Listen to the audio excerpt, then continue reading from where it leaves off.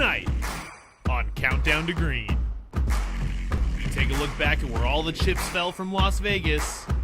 We talk with the folks over at Elliott Sadler Esports. And we take a look at how you're racing at home with the Logitech Show Us Your Rig segment. All that and more tonight on Countdown to Green. 'Cause we're invincible.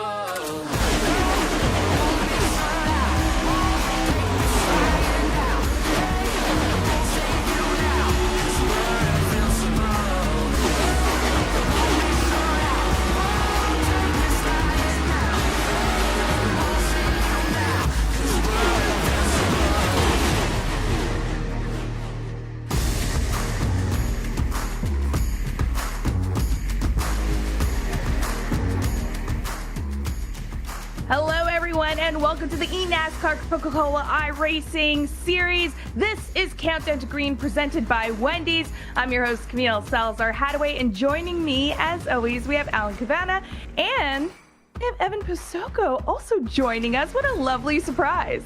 Yeah, thanks for having me, guys. This is different. Alan joined a little bit earlier. I'm going to get all my Blake impressions out of the way, but happy to be here with you too. I got my biggie bag earlier today with the Coke, so we're ready to rock. Yeah, we are well fueled thanks to Wendy's. Much appreciated. And just great to be here, Camille. Tonight we're going to the track Too Tough to Tame. The track, the Lady in Black. It's got all these nicknames because it's earned it. Great racing. Throwback night. We're going to see a lot of cool paint schemes. This is always an awesome, awesome event. It is always an awesome event. I'm looking forward to it, especially after last year and how that ended. But before we get into Darlington, we have to talk about Las Vegas and take a look back. Field in the hands of the 23 Toyota of Keegan Leahy as we say, let's go racing in Vegas. Couple of cars up and into the outside wall, and a wrong way around is Garrett Lowe. Not what that Jim Beaver Esports 15 wanted. Casey took a shot from Dylan Duvall behind, and it moved him up just enough to tag the 34 of Alan Bowes. He went sideways, and then it was really on from there. Bowden braked, car behind him did not. He got spun around, not the position that Bowden wanted to be in. Michael Conti timed it to a T. Mike Conti looks like maybe the best we've seen him in quite some time here in 2023. The 18's into the outside wall, and the 77 of Doucette goes with them. Malik Ray went to the pit lane this time out of the yellow flag. You can see the first touch there. There's the first save, and then when they run out of real estate, there's where he's got to save it again as both he and Bowden go all the way through the grass, no yellow, and then he's got to blend back up without hitting anybody else. Looking for the white flag. There's contact on the back straightaway. No yellow yet. Conti's into the tri-oval. This race is official. Conti gonna go to lead the last 69 laps. He's under power off of turn 4, and Michael Conti wins at Las Vegas.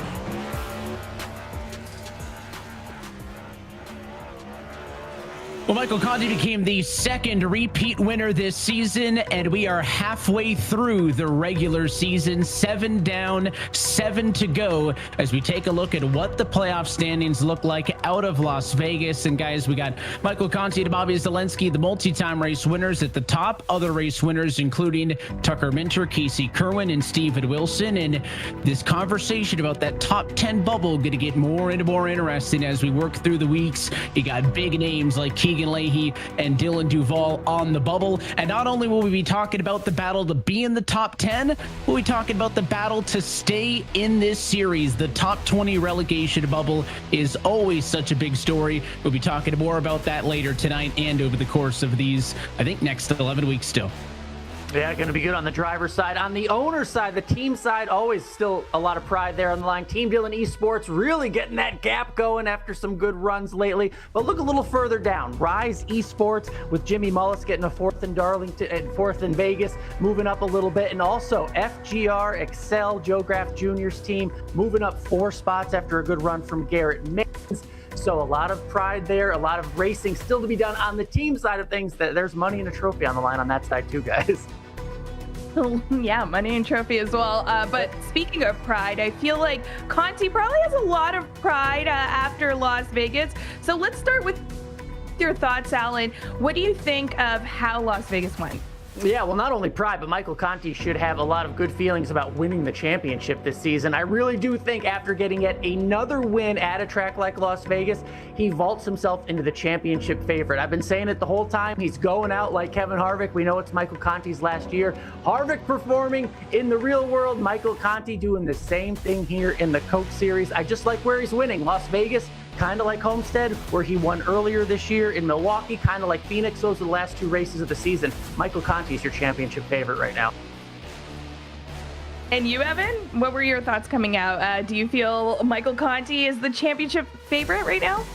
Well, I'm not going to knock that take at all, right? I think I even said it on the broadcast that this may be the best we've seen Conti in quite some time, but don't think it's going to be easy because every year we talk about the rookie class coming in. This year, 10 of our 40 drivers are true rookies, and a lot of them are right up in the mix. It may be one of the best rookie classes we've ever seen. You got the Team Dillon duo, Blake, that you had just talked about, or Blake had mentioned, I should say, for his pick here. He just talked about them being at the top of the team standings. They're tied for third. True rookies. Michael Cozy Jr., true rookie for Front Row Motorsports. He's in fifth. So you've got a lot of really good rookies, not just hanging out, but making noise. There's more rookies in the top 5 than none. Yeah, I feel like, it's not easy coming in to a series as a rookie and really making waves. And we're really lucky to actually see that happening this year. Now, speaking of relegation, you brought it up. There's a lot going on. I think a lot of people are thinking about what is happening. Why don't we give you a little bit of a refresher, but first also look at the schedule and some updates to the schedule, right, Alan? Yeah, there's some news there on the schedule. You're looking at last year's race at Chicago. This is important because Chicago is back on the schedule. It's actually going to replace what was Watkins Glen. This is significant because the Chicago Street Circuit will race here in the Coke Series just before the Cup Series makes its debut. Such a cool connection, right? This Chicago Street Circuit exists because of iRacing, because of all the work they were able to do and lay out this track. So it's only right the Coke Series races there once again, June 27th, again, replacing Watkins Glen. That'll be cool to set up the big show once the Cup guys go there weekend. You got that IRL feel, you got that sim feel lining up. This is what we do in this series. This is what we do. But like I said, relegation is also a huge part of it. So Evan, take us through that process.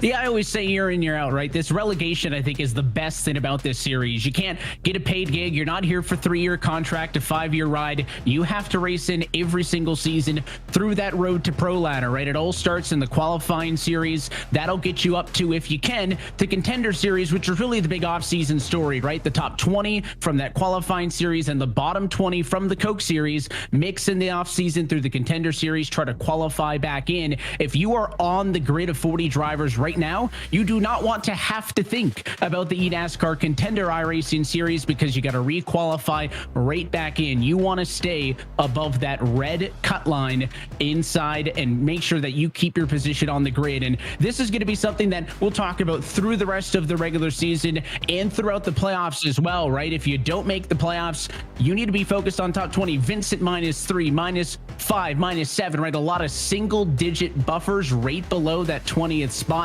Again, it's kind of the battle within the championship battle, and that's going to be something that, again, applies to not only these 7 races to go in the regular season, but all 11 races left this year. 11 races, that's a lot of races to make some room, but also we are starting to narrow it down, definitely for who's probably securing their spot for next year as well. A lot going through the drivers' minds, and you know what? We have some drivers that we got to check in with, the Elliott Sadler esports, racers. Let's go.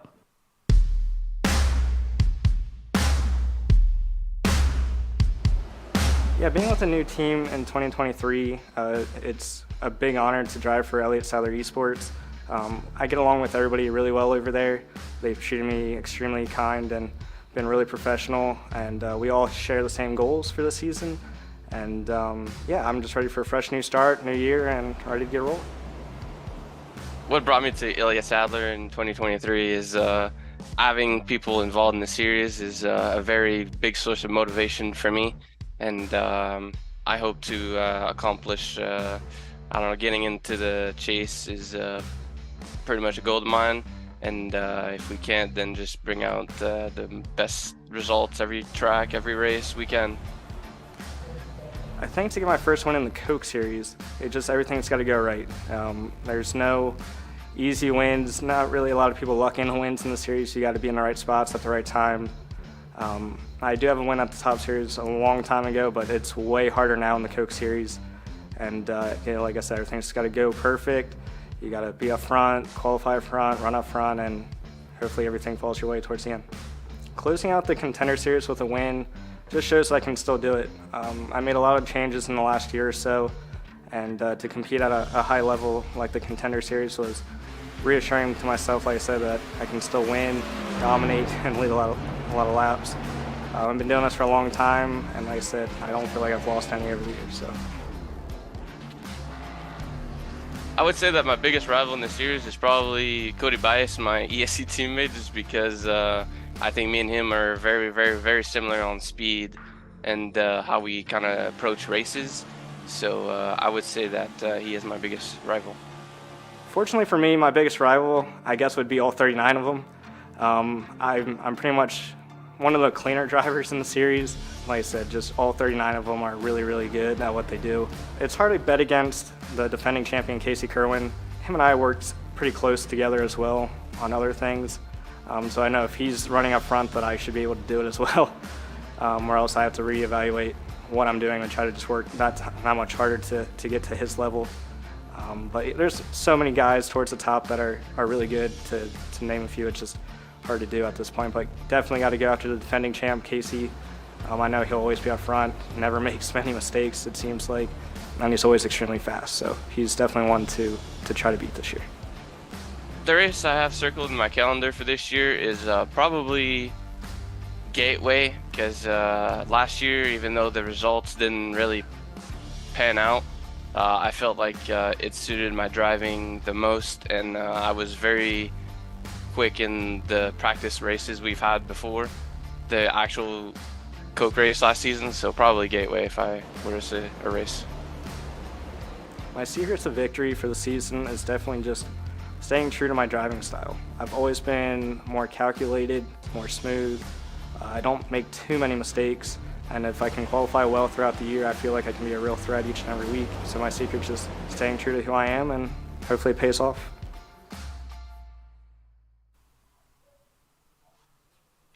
Keeping it smooth and easy going, slow and steady wins the race. But I feel like all the drivers are really fast, so it doesn't really apply. Yeah, I mean, you got to take your own approach to it, and they could use a little more success, but hey, good season for them.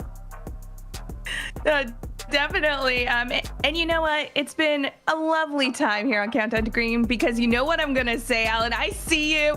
Evan, you probably hear me talk about it. It's Logitech Tweet Your Rigs. This is from us, where we get to see your rigs at home. And our first one is from Ian. Ian, this is really a comfy chair and a new chair. I don't think we've seen this before. Yeah, we've seen this a little before, but you know, that chair is something of an upgrade, and it's right near a beautiful window. You can look out if you get distracted, but I think, you know, it's a bit of an upgrade. Got that upgrade, so not too bad, Ian. You know, that's all you need is a desk. That one looked like a camping chair. Yeah, that was a weird combo. Frito going all the way here. The triple monitors. His cable management looks equally as poor as mine, but I'm not going to judge. And he's got like, what, a 5-point harness in case he ends up off the racetrack. So listen, he's committed to the bit. I'm here for it. I like it. Yeah, you know what? You could just use those wires too to secure you in. You're just all secured up. I love it. Our next one is from Ricky Harden. Yeah, and wow. I like this one. That is sweet and clean. That's got the Sparco seat, direct drive wheel, I'm told, on that as well. This is just a good looking setup with the 4 monitors. You know, we saw the cable management before. This one, the complete opposite. This is sweet and clean. Like it, Ricky. Good job. That setup's what Rito mine needs to take a thinks tip it from is. Ricky. Yeah, we'll have him talk. Ricky's a good guy. We got Daniel set up. Look, this is like my day one iRacing setup. It's all you need. You got your desk, you got a computer monitor, you got a wheel. That's all it takes to get started. That'll do the trick. I mean, I don't have anything else to say. He could go and beat Ricky in a race on iRacing. It doesn't take the 4 screens. You need the basic setup, and Daniel's got it started. Hey, you got to start somewhere. I like that one. And speaking of, starting somewhere, this is really nice too. Look at that. The headrest, that looks like a real racing seat out of a race car. You see a little, what was that, metal in there too? I like the steering wheel and all the stuff going on there. Good job, Mads. That's a good one. And Mads could just, is that a guitar right there too, ready to play as you're driving? And a bicycle if he wants to rage quit. You got to get out of Guitar Hero for under yellow flags. I like that one. Look at this setup. Green roll cage is yeah. Is that like a 1990s sprint car? The green roll cage makes me think it's like Gravedigger or something, but that is a couple of authentic parts in that bad boy, and just a whole TV. No monitors, nothing fancy. Just put a whole TV in the thing. Evan thinks of Gravedigger. He's mixing his worlds here. I like this. And look at this one, the McConey Setup Shop. This is a beauty right here. That's an official sponsor of the Coke Series here. And it's just the 3 monitors going. What is that? Jeff Gordon art up there on the wall. Not my driver. Or maybe that's Willie B up there. I think I can see the Exalta up there. So nice and clean, and nice to have the support, of course, from everyone who loves this series. And it's nice to have your support at home as well. Be sure to send us your rigs using the hashtag eNASCAR and tagging iRacing. Now, we were talking about IRL and sim racing meeting up later this year with the Chicago Street Race, but we also have a lot of that going out throughout the series. I feel like we heard of the Kansas City Pioneers. We're at Kansas Speedway showing all of their sim magic to fans. I love this. Yeah, that's Derek Justice out there showing fans how to do it. But there's 10 sims that go to every single NASCAR race. So if you are a NASCAR fan, you go out there. Derek Justice trying to get his IRL on right there, changing the tire. Raja Caruth came out to the setup to show everybody how it's done. It's cool. That's his teammate right there. Daniel Dye, I believe. Carson Hocevar. To see the real world drivers who we know compete in this series come out to the setups out here every week. It's so neat, Evan.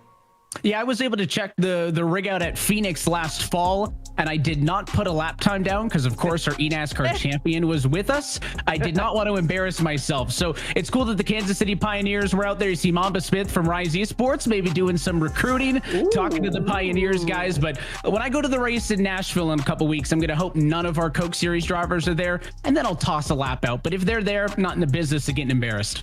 Derek and Wyatt there looking cool, walking away from the camera, showing everybody how it's done. I want you to put a lap out there, Evan. Come on. You can show it. Don't be too embarrassed. Yeah, come on. I believe in you. We believe in you, Evan. You can do it. Well, the whole point of that. The whole point of that is, well, at Evan. IMS, so I've done good there. But when there's pros in the mix, that's just a different story. All right. Well, Evan stays away from, putting some times on those sims IRL.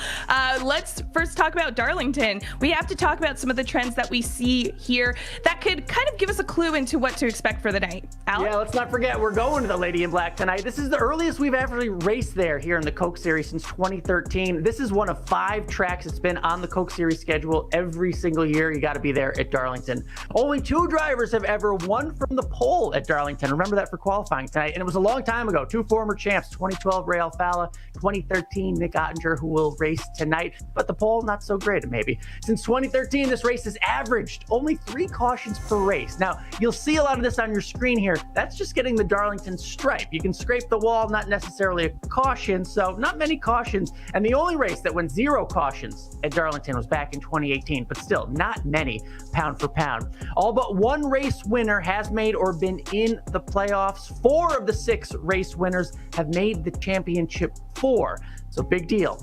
Good, talented drivers tend to win here and then have success later on. 7 of the last 9 years, this was the final race the Darlington winner won that season. So maybe some good news, bad news. Remember Bobby Z, who won here, and then the next 3 races, though, the rest of the year didn't go so well for Bobby Z. So I have that in the back of your mind if you get that win. And only 5 of the 14 race winners have led the most laps. So leading the most laps tonight, maybe not the best thing if you look at the numbers. And 2 of the winners never went on to win again in the season. So just things to think about as we look at some of these numbers if you win tonight at Darlington. But let's not forget, a win is a win. Nearly guarantees you a playoff spot. So you want to do it tonight, I promise you. Yeah, they definitely want to, but they also want to know what to expect on the track itself. Evan, give us all the deets.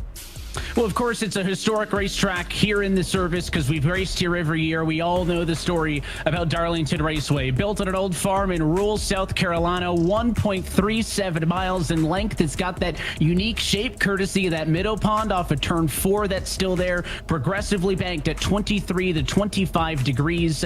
It's going to look really wide, the racetrack, though, but the drivers are going to stay way up top to the fence. You'll see that as we take a lap around Darlington with Michael Conti, and a couple of interesting things to watch here. First, a little bit of a shallow entry, then you're going to go right on the fence, Alan, through the center. You got to feather the throttle, 60-ish% throttle there as he comes through the corners. 5th gear all the way through 1 and 2, but Mike Conti, in fact, off into 3, downshift into turn 4. Watch it. Ooh, okay. Oh, wow. So we know it's going to get interesting. And what's also interesting tonight is we're throwing it back. There's some retro paints happening. It's always exciting when we get to actually see the paints because we don't do that every Countdown to Green presented by Wendy's. But here they are. Let's take a look at some of these throwbacks. This one's important because it's representing the state of South Carolina. Every different quarter panel has a different driver on there, like Cale Yarbrough, Sam R., David Pearson, Bud Moore, all the legends that came out of South Carolina represented by Jimmy Mullis tonight. Very cool. Hard to see at speed, though. Now, this is a little more subtle. Yeah, Caden Honeycutt, look at the background. You have to pay attention, but NASCAR fans are font fans. Number font is a huge thing in NASCAR, and the RFK team throwing it back to that old school number 17 font on Caden's car tonight. This one will be popular. Kevin King in the 88 Dale Jr. throwback. That used to say AMP back in the day, that green color. This was so huge back in 2008. And down there on the quarter panel, it says DMP, Dirty Mo Posse. That is the league they all race together. Very cool throwback there.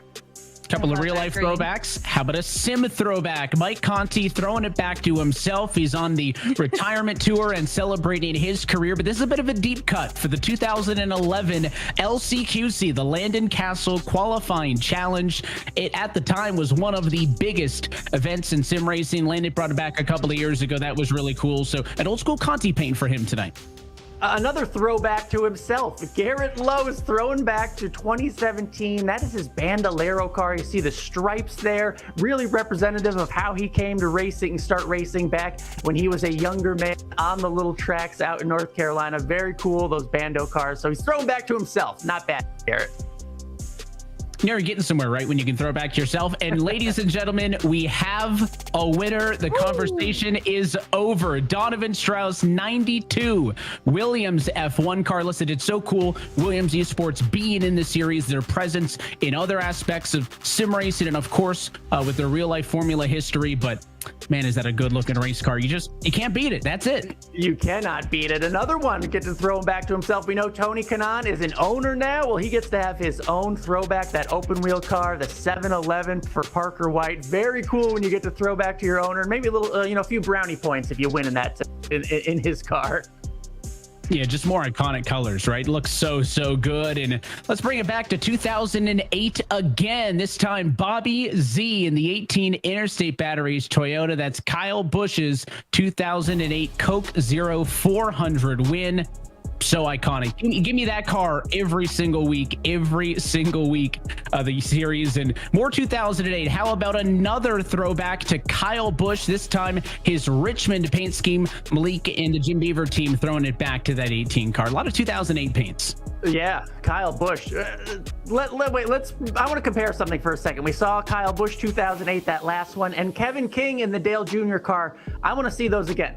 Yeah, this reminds me of something. Look on the bumper of that number 7 car. It says, oh, he turned him. Why does it say that? Yes, this was Richmond. This was a huge moment in NASCAR history. Kyle Busch turned Dale Jr. in the final laps at Richmond, got more boos than you would ever want to hear at any sporting event. Just a great moment. When you turn Mr. Popular, you become the villain, and Kyle Busch embraced it. Big moment in NASCAR history. Maybe we see that tonight with the 7 car between Malik and Kevin King. That'd be fun. Ooh, that would be fun. A little drama coming out tonight. But you know what? Let's just start the drama right now because we are competitive group amongst us 3. Well, Evan, you're standing in for Blake. Let's talk about our picks for Darlington. Evan, you are a guest. Let's see who Blake chose. He's doing so bad in the points, he couldn't even show up. It makes me do his dirty work for him at the very bottom.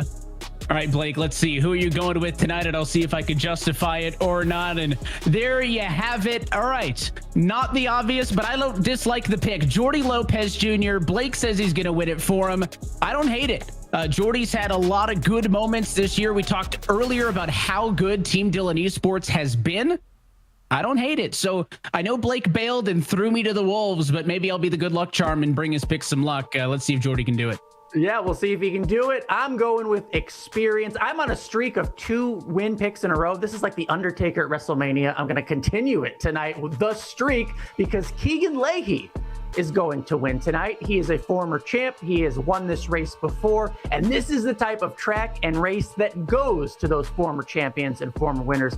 Keegan Leahy gets it done tonight, and I continue my streak, Camille. I'm getting tired. From being so far out ahead of you guys. Hey, you know what? I'm going to catch up because guess what? I picked the fellow Canadian as well, Keegan Leahy. Oh! I'm really feeling it. Oh, Canada. Yes. Oh, my gosh. He is going to do it, and I'll just be a little bit closer to you, Alan. A little bit. We'll be farther away from Blake, at least. Poor guy. If he ever comes back. I know, Evan, you may have to come back for the next show because if Blake it was up to me, I would have picked a Canadian. I would have been in with you, but I got to justify Blake's pick, but I like it. All right. Well, Blake has your blessing. And you know what, Alan? If Keegan doesn't do it, well, guess what? You're going down with me. Yeah. How about that? Well, that's it for us now. But before we go, let's just take a quick look at practice. Oh, nice throwback here. Is that Harvick? Is that Harvick-ish? Is that what I'm looking at? Maybe the producer looks like 05. Yeah, 05 Kevin Harvick tonight for Derek Bordeaux. I like it. I see a 66. Is that the other 7-Eleven car for Tony Kanaan, if I believe so? Looking good there. I just love Throwback Weekend. I was at Darlington for the Cup Series weekend. And the throwback, if you remember Willie B, William Byron, friend of here, owner on here, won the race. So maybe a throwback can get the win tonight, guys. All right. Well, I am looking forward to Darlington. How about you two? What are you most looking forward to? Oh, the tires. I mean, this place eats up tires. It's going to be on the best drivers to save those tires, and pit strategy will be big. Hey, it's driver versus racetrack, right? Sure, you're out there with 39 other racers, but I mean, this is a tough place. It is a fun race. You'll be able to visually see it as a fan tuning in. These drivers struggling to nail the corner every time. It is such a fun place. There's a reason we come to Darlington every single year, and we'll continue to do so, I think, until the racetrack is standing. There's no reason we shouldn't ever be at Darlington. This is one of the best races of the calendar. You're going to want to make sure you're tuned in. Well, I hope you are going to stay tuned because Darlington, the race is coming up right after these commercial breaks. Thank you so much for watching Countdown to Green presented by Wendy's, and we'll see you right after this.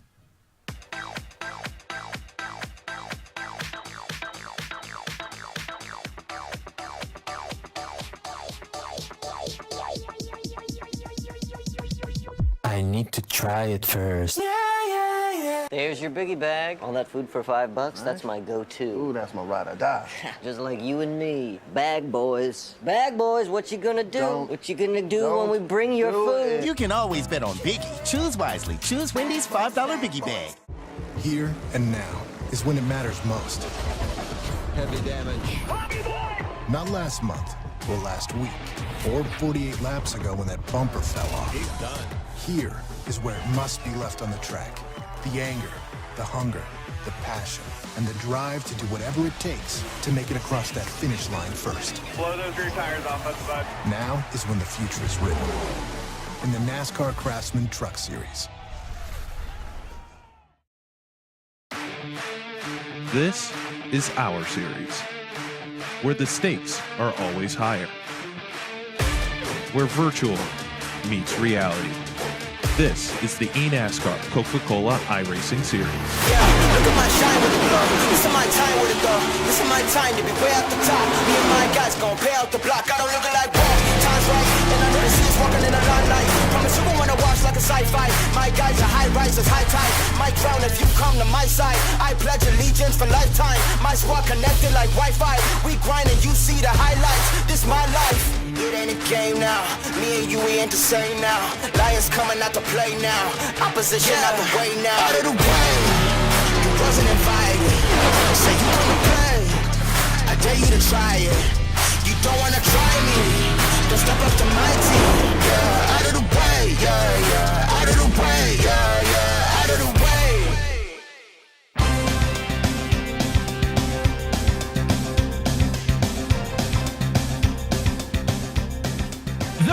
To $300,000 kicks off the second half of the regular season with the dance with the Lady in Black. We're tonight from iRacing's virtual Darlington Raceway. We say good evening, sim racing fans, and welcome to round 8 of the 2023 eNASCAR Coca-Cola iRacing Series.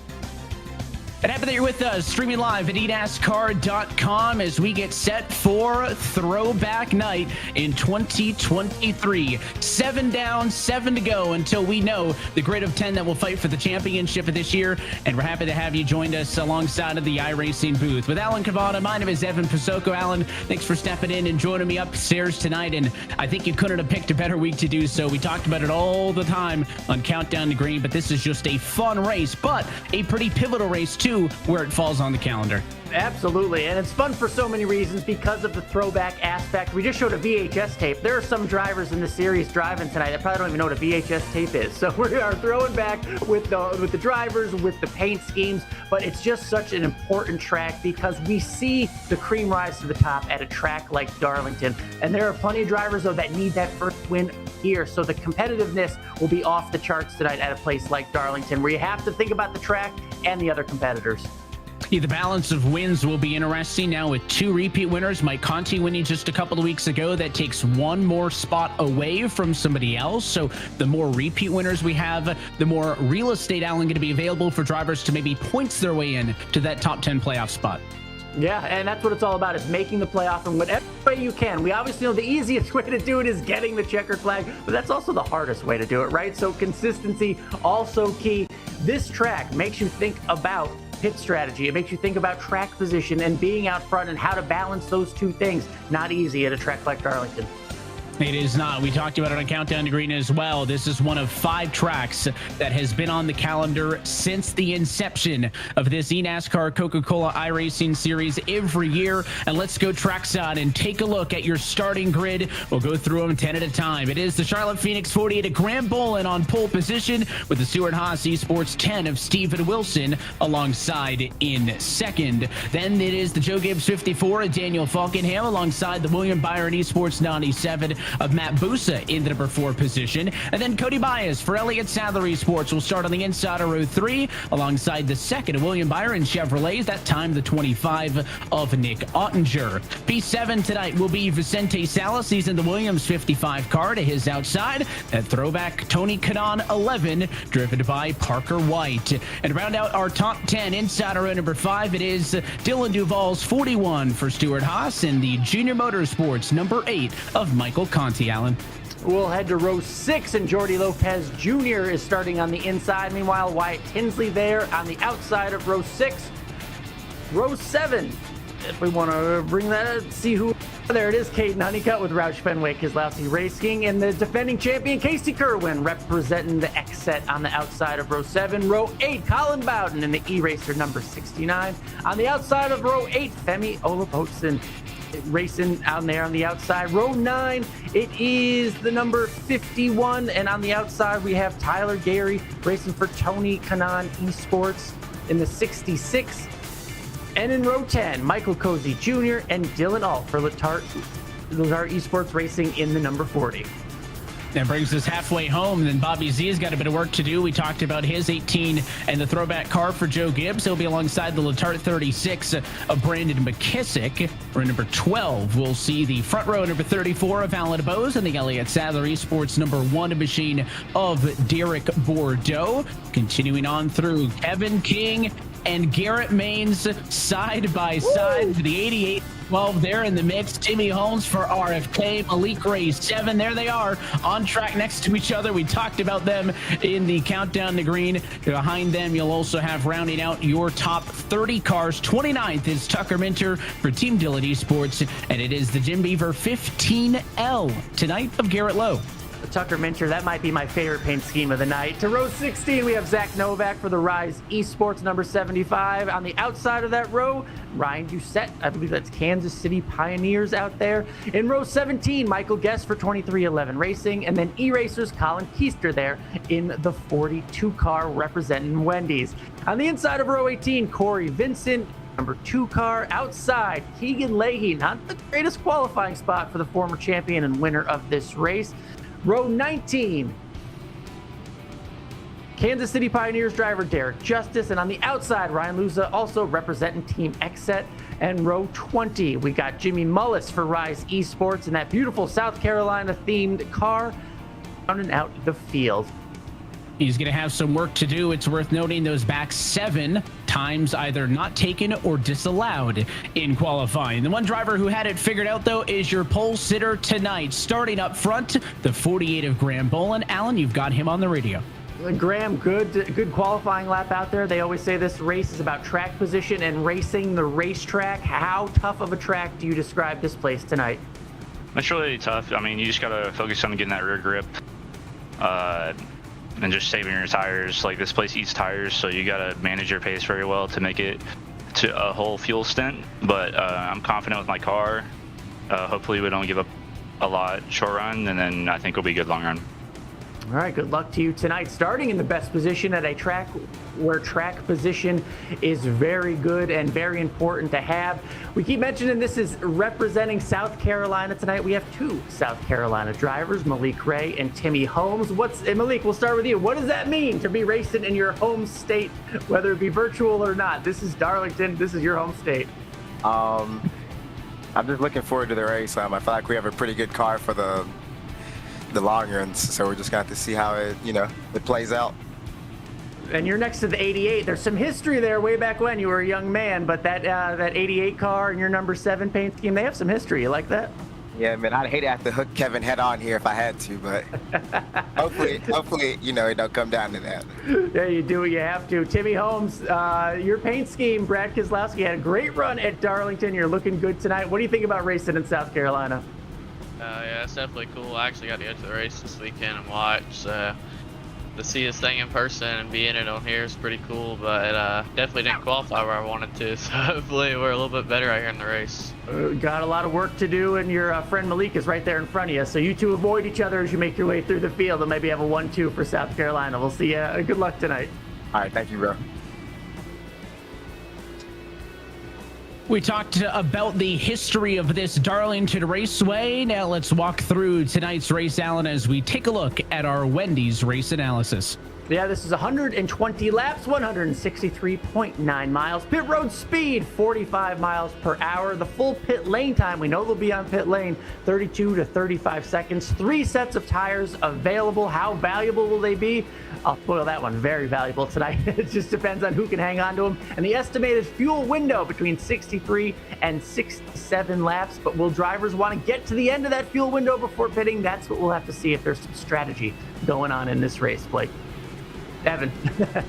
We'll be keeping an eye on that. We'll be keeping an eye on the throwbacks as well. We were looking at some of the historic clips here from prior races at Darlington, and I even need to keep on my toes because it's hard to know who's who. We'll help you out. We'll point out all the fun ones over the course of the night. Of course, you can always scan the QR code at the bottom right-hand corner of your screen to stay up to date with the latest news and updates from around the world of eNASCAR with iRacing, the official simulation partner of NASCAR.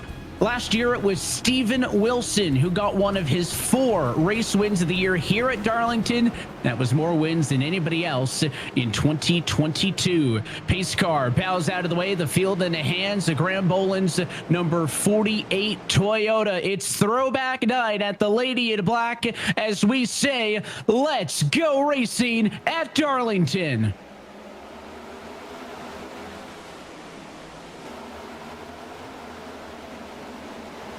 First time they got to get side by side through 1 and 2 is always a tricky one. Boland clear for the race lead. Your top 3 will single file out, but really everybody, Alan, wants to find a spot ASAP. It's not a track you want to be a couple of rows deep at. Absolutely not. These corners so narrow that it's tough to go 2, much less 3 wide through this corner. These restarts going to be so tough because you have to be so aggressive if you want that track position early, but that's also the most dangerous position to put yourself in. That's why thinking about Steven Wilson and how he's already in 2nd place. Really quiet year after last year's breakout performance, but he won this race last year and we're kind of quietly, I don't want to say overlooking him, but he's already up there in 2nd, looking to repeat at Darlington once again. Yeah, it was a good pickup for him to defend on that 97 to Matt Busa, maintain the number 2 spot. And you can look at the battle for 20th. It's right in the hornet's nest and pretty much the worst place to be because they're still side by side as they race off the corner. That's advantage Dylan Alt in a real nice matte black Coke Zero Chevy to get the upper hand over the Serial1.com 38 at Cozy in that battle. And again, those single file out, they get up to the outside wall and they'll try to get ready to make the next move. 120 laps, maybe a pit stop in the middle along the way, but this is a very physical and really demanding mentally racetrack where you got to be on top of it every single time around. As you see the 33 car at Tucker Minter, he's in 28th spot, but in side by side with Kevin King. If you let your imagination run, that is Harry Gant versus Dale Earnhardt Jr. right there at Darlington. No more of an appropriate place for them to be racing, but look at 33 there, get up and try to get his position. Don't want to be stuck on the inside in any of these corners, so trying to get that position, force your way up if you have to. That's important early on in this race. A bit of a decade or so between those cars as they fight in the 20s. Meanwhile, we check back in closer to the front of the field, and you can see that 97 to Matt Busa, race leader, continues to make some headway after passing Graham Boland just 1 lap ago. Boland led the opening 3. Busa made the pass on lap number 4, and the 97 Logitech Chevy doing a good job of putting the gap as he tries to run away with the race lead. More drivers making moves, make it another spot gained for Mike Conti. He'll complete the pass on Parker White. That's +5. He's not done yet as he'll go down to the inside of Wilson, make it 6 spots. The 8 car on a mission early here at Darlington. Looking very good early. Winner here previously, obviously former champion in his last year. I keep comparing him to Kevin Harvick. They're going out the same way. Not only making news every time they're out there on the track, but going out with performance. Michael Conti has the 2 wins already, and this track is the type of track where the drivers, the cream seems to rise in terms of talent. That's why we're seeing Michael Conti do so well here. And Evan, anytime you can kind of throw back to yourself, you know you've done something right in your career, and that's what Michael Conti's doing in that 8 car.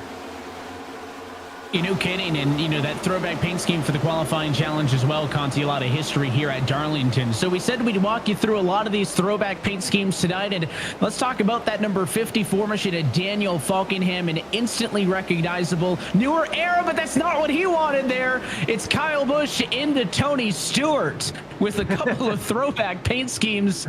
Falkenham, I don't know if that counts as the commentator's curse. We're just trying to talk about that 2013 Kyle Busch throwback on that car. And right as we jump back to it, Alan, a couple of cars got together. I don't know if anybody went all the way around, but certainly a bit of damage on the 54 there as we get the first yellow.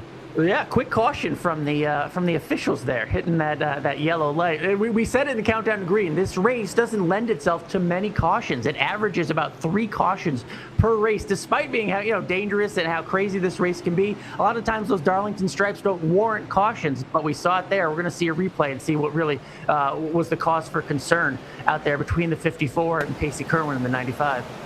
And if we pull back our perspective, we were looking behind this. It started up the road with that number 41 car of Dylan Duval. You'll see contact into the corner. He gets loose, gets tagged there, and then the whole corner kind of gets backed up. A touch, a bit of an accordion effect, and then the 95 tries to come up. He can't fit because the 43 machine of Keister, or Femi Olad, I should say, sorry, snuck a nose in there, and they made contact again. Could have been a lot worse, bit of a chain reaction accident. But all things considered, all those race cars still in one piece. A couple of cars will come down to pit road, though. Falkingham's got a bit of damage repairs to do on the front nose of that car.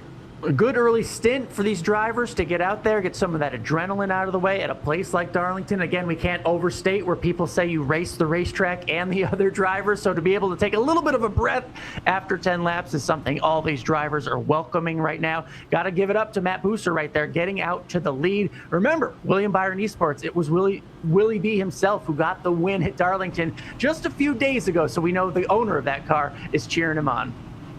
And let's keep it on going. How about Elton Sawyer 1997? The throwback tonight for the 38 of Michael Cozy Jr. And I know Cozy kind of be rocking that thing every week, but the stash fits well for the 90s. So Cozy looking good, a P38. And how about Zach Novak, the number 99 throwback on his 75 this time around? That is a good look into paint scheme as well, throwing it back to the 90s. Jeff Burton, one of those most iconic bright color pop. You'll recognize that one instantly. And is it 90s night here in Darlington? Hey, it's fun to drive, it's fun to throw back and to think, people of a certain age, the 90s is pretty throwback. Harrison Burton threw back to his dad and had that paint scheme on Sunday in Darlington. So yeah, you recognize whether you call it pink or purplish. Great looking color tonight for Zach Novak. He's not the only one throwing it back to some early Jeff Burton cars. We got that on Bowden as well. How about the number 9 throwback for the 27 machine tonight of Cody Bias? Good looking Casey Kane 2006 Dodge.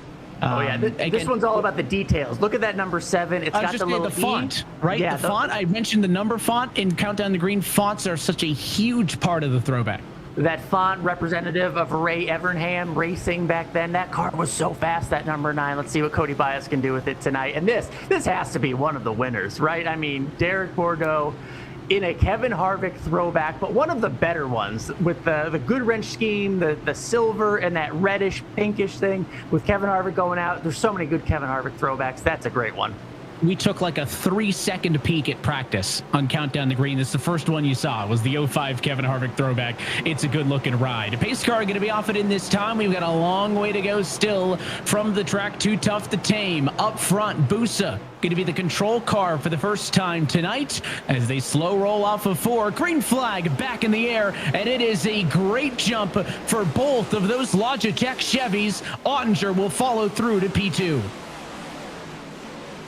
Great jump into 1 for that inside lane, sort of a domino effect for anybody caught on the outside, including Michael Conti, who was very strong in that first stint. He's now stuck back there in 4th. He wants to drive his way up to the front, but has some good competition as he dives low coming out of 4, trying to get as many spots as he can early. Conti's +6, White +2, but if there's movers, there's losers. And Stephen Wilson, defending a race winner in P5, that's still a great running spot just behind this group, but he's down 3 from where he started. Your pole sitter Graham Bolin has slid back a little bit. He sits right there in 3rd, as there's a whole lot of blue inside of your top 4. But it is Logitech Chevrolet's 1st and 2nd. Here is your Logitech onboard camera with Busa.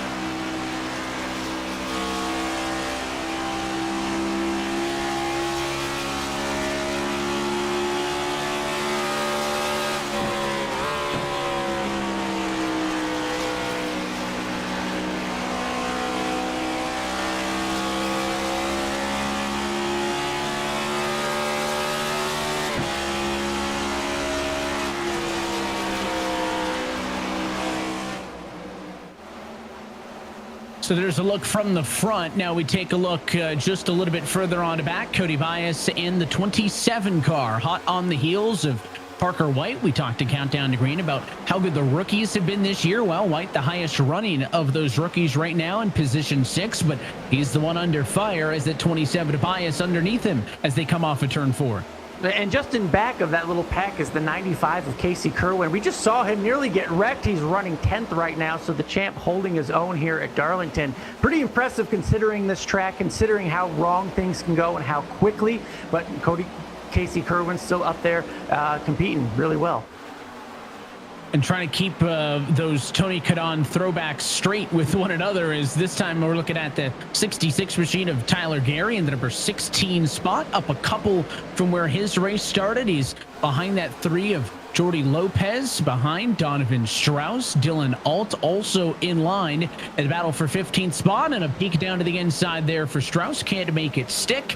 And talking about Dylan Alt, I said it's a good looking matte black Coke Zero, and I think that's a nice spin on that throwback paint scheme for him. His number 40 car tonight, harkening back to the 2007 Kyle Petty Coke Zero entry. Beautiful car there.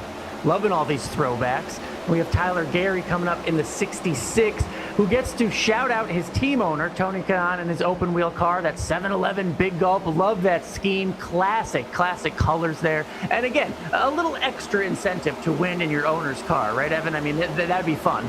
Yeah, that's a good way to earn a couple extra brownie points as well, right? I feel like I'm at the Brickyard with all of those TK throwbacks. And how about calling about in 69? I mentioned that it was not only throwing it back to Jeff Burton there for Zach Novak, calling about, and also instead of picking up the year 1999, he goes for the year 2000. Jeff had a lot of iconic paint schemes year after year. That's another instantly recognizable one. Hey, could have gone with Landon Castle or Parker Kligerman throwback. Shout out his owners too, but maybe we'll keep that idea for next year. The favorites have been drawn in the sand, and Colin has made his decision. E-Racer guys have been a ton of fun. Cool that he's got that cool looking paint scheme on the car tonight. And back up to the 17 machine. How about we talked about those throwback Matt Kenseth numbers on his RFK entry tonight, and I'm not sure if he's really driving like Matt Kenseth, throwing the bumper around like that, but getting Honeycutt trying to make some moves in P12. Those are two old school Roush cars there, back in the 90s battling. Matt Kenseth and Jeff Burton would have been battling as teammates, so that's pretty fun to see as we watch Casey Kerwin make his way back up through the field after those early incidents. Check out that car on the outside, I believe. Is that the Williams paint scheme that we're looking at, Evan? Because anytime you see an F1 car at Darlington, it's pretty sweet. It is the paint scheme of the night. It was Vicente up there in that 92 Williams F1 throwback. And I don't know if it's the extra horsepower or the downforce on Vicente's car, but he wins out that battle against Tony Stewart. Of course, that throwback paint for the 95 of Kerwin. Still looking good, despite the contact. 95 still looking good. We get a couple more laps of enjoying that beauty on the racetrack, and Casey's, in fact, made up ground since that near incident. He has cracked the top 10, sitting in P10 as we run now inside of 100 laps to go.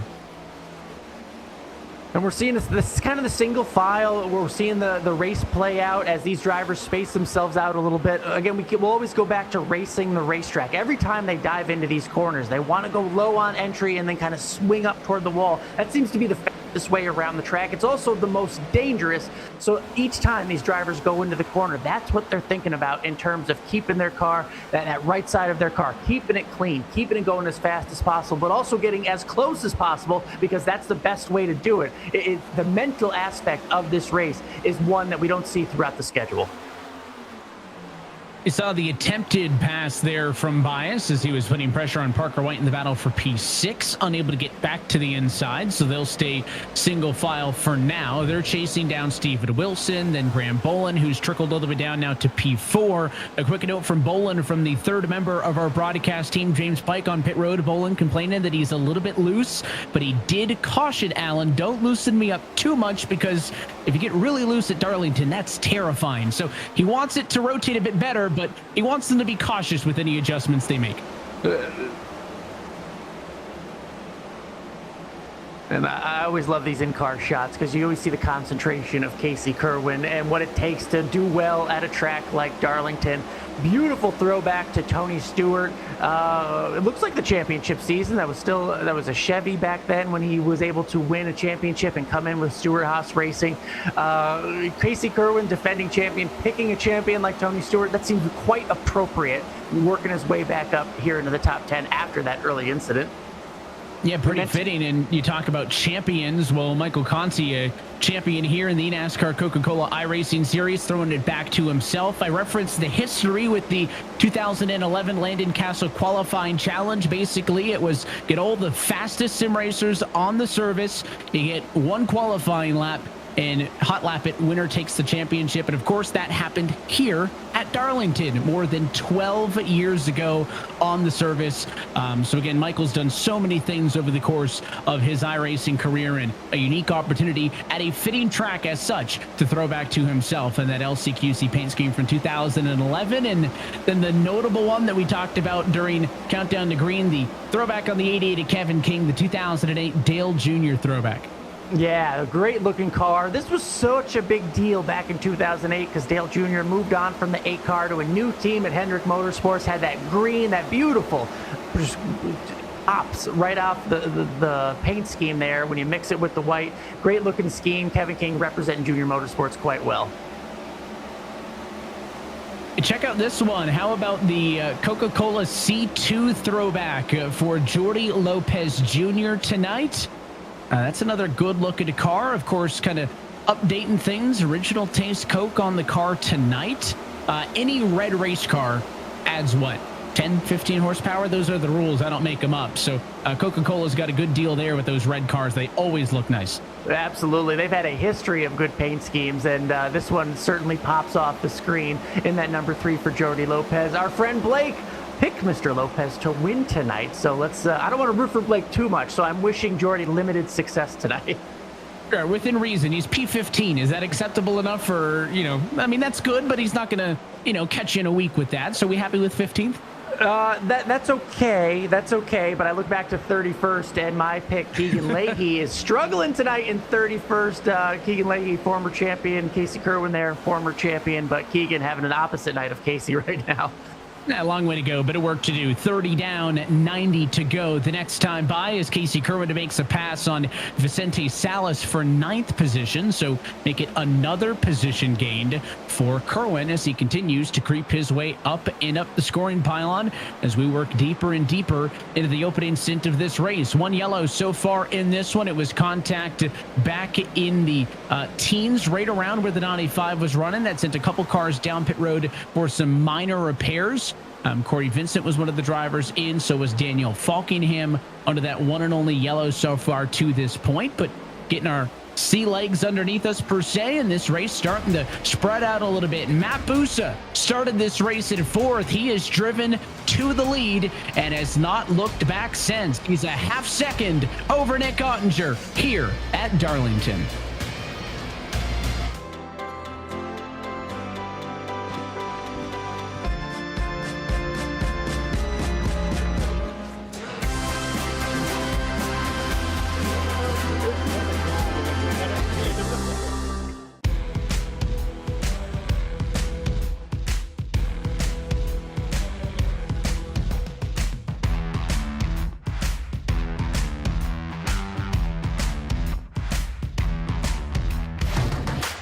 There's your biggie bag. All that food for $5, that's my go-to. Ooh, that's my ride or die.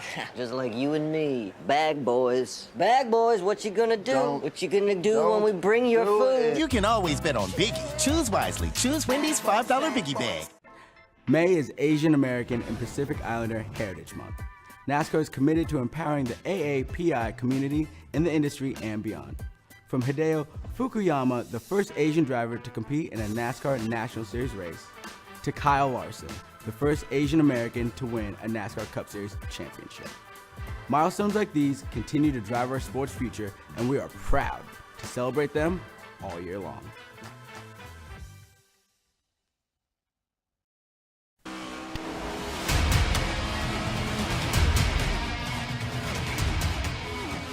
And back live from iRacing's virtual Darlington Raceway, where coverage of tonight's race is brought to you by Coca-Cola, the official fan refreshment of eNASCAR.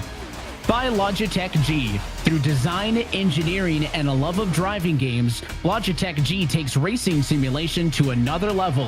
Logitech G, the official wheel and pedals of the eNASCAR Coca-Cola iRacing series.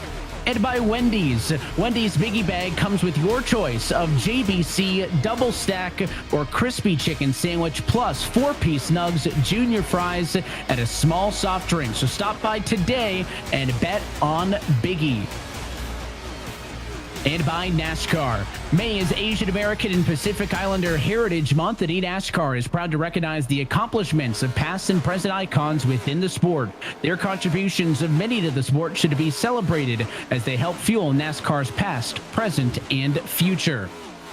Closing in on the halfway point here at Darlington Raceway, 8th race of this 2023 eNASCAR Coca-Cola iRacing Series campaign. You're looking at what the 66 car is up to as Tyler Gary in the midfield has his hands full. Derek Bordeaux's one to his inside. Malik Ray, and how about the Wendy's 42 with Colin Keister in the party as well, as the 66 will shake off the one. And a bit of a touch there. A hip check for the one car. Keister takes a shot from Bordeaux, takes it away, and wow, that one's really struggling. Really struggling. Bobby Zielinski looked like he wanted to take advantage there for a second, but the 33 ends up getting him and getting 2 cars in one corner, so not bad there. Kevin King trying to take advantage as well in that 88 car for Junior Motorsports, but Bobby Zielinski keeps going low. I don't know if he's blocking, trying to get in there, but every position here is so important because it takes a few laps. It takes a lot of setup. It seems like it takes a lot of patience to make any of these passes. So when you get that opportunity, you have to do it. The one going the wrong way right now. He's got some impatient drivers behind him. The 23, Keegan Leahy, gave him a whale of a shot down the back straightaway, saying, "Get out of my way." That allows Leahy to back up to Brandon McKissick, who's side by side with him as they come off of form. McKissick struggling on the bottom, though. It's going to be tricky to get the run you need off the corner when you're inside in 4 like that, just because things get so bottlenecked with the way corner exit is here. And McKissick's not only going to not pass Leahy, he'll lose an additional spot as Jimmy Mullis's 46 gets on through. So McKissick slips and slides down to P29. Or P30, I should say. You're talking about the throwback for McKissick, the 36 throwing it back, the Goodyear 400, of course, coming off of that race weekend just this past week, and a bit of an inspired paint scheme with some throwback Goodyear branding on his machine tonight. Yeah, I want to see the blimp. He should. Is this shot from the blimp, maybe? Yeah, yeah, well, there you go. It's a Goodyear blimp flying around there, but that's a good throwback scheme there for especially looking back to the weekend. It was such a good race. Now that you put it in my head, I want to see a Goodyear blimp throwback. I think that's got to be next, right? We're looking at the 33 car now. This is a Tucker Minter 1994. Harry Gant, Alan, you called this one out earlier. Yeah, that would have been one of, I think, Harry Gant's last year in that Skull Bandit car. I mean, unmistakable, can't miss it. Classic scheme, green and white there, and a great throwback to a great driver. And it's cool to see him at Darlington. Again, pairing this old schoolness, if you will, at this track of all places, is just the best. And we return to 2008, where it seems like half of the throwbacks are from and the other half are from the 90s. The Kyle Busch Coke Zero 400 race win. Another iconic car, that bright green base, the lightning bolts throughout, the bright orange number. I'm a sucker for, tossing a really reflective or a bright color on the numbers. It gets me every time. Yeah, I would think those lightning bolts offer some more horsepower, more miles per hour. Not tonight so far for Bobby Z. And there is, again, another look at that 92 Williams F1 throwback, this time on Vicente Salas's car. I mean, I already said it. It's it. I've called it. Can't beat it. Wins tonight. Everybody else, good effort. Thanks for coming out. I'll hand out some honorable mention pins, but that's it.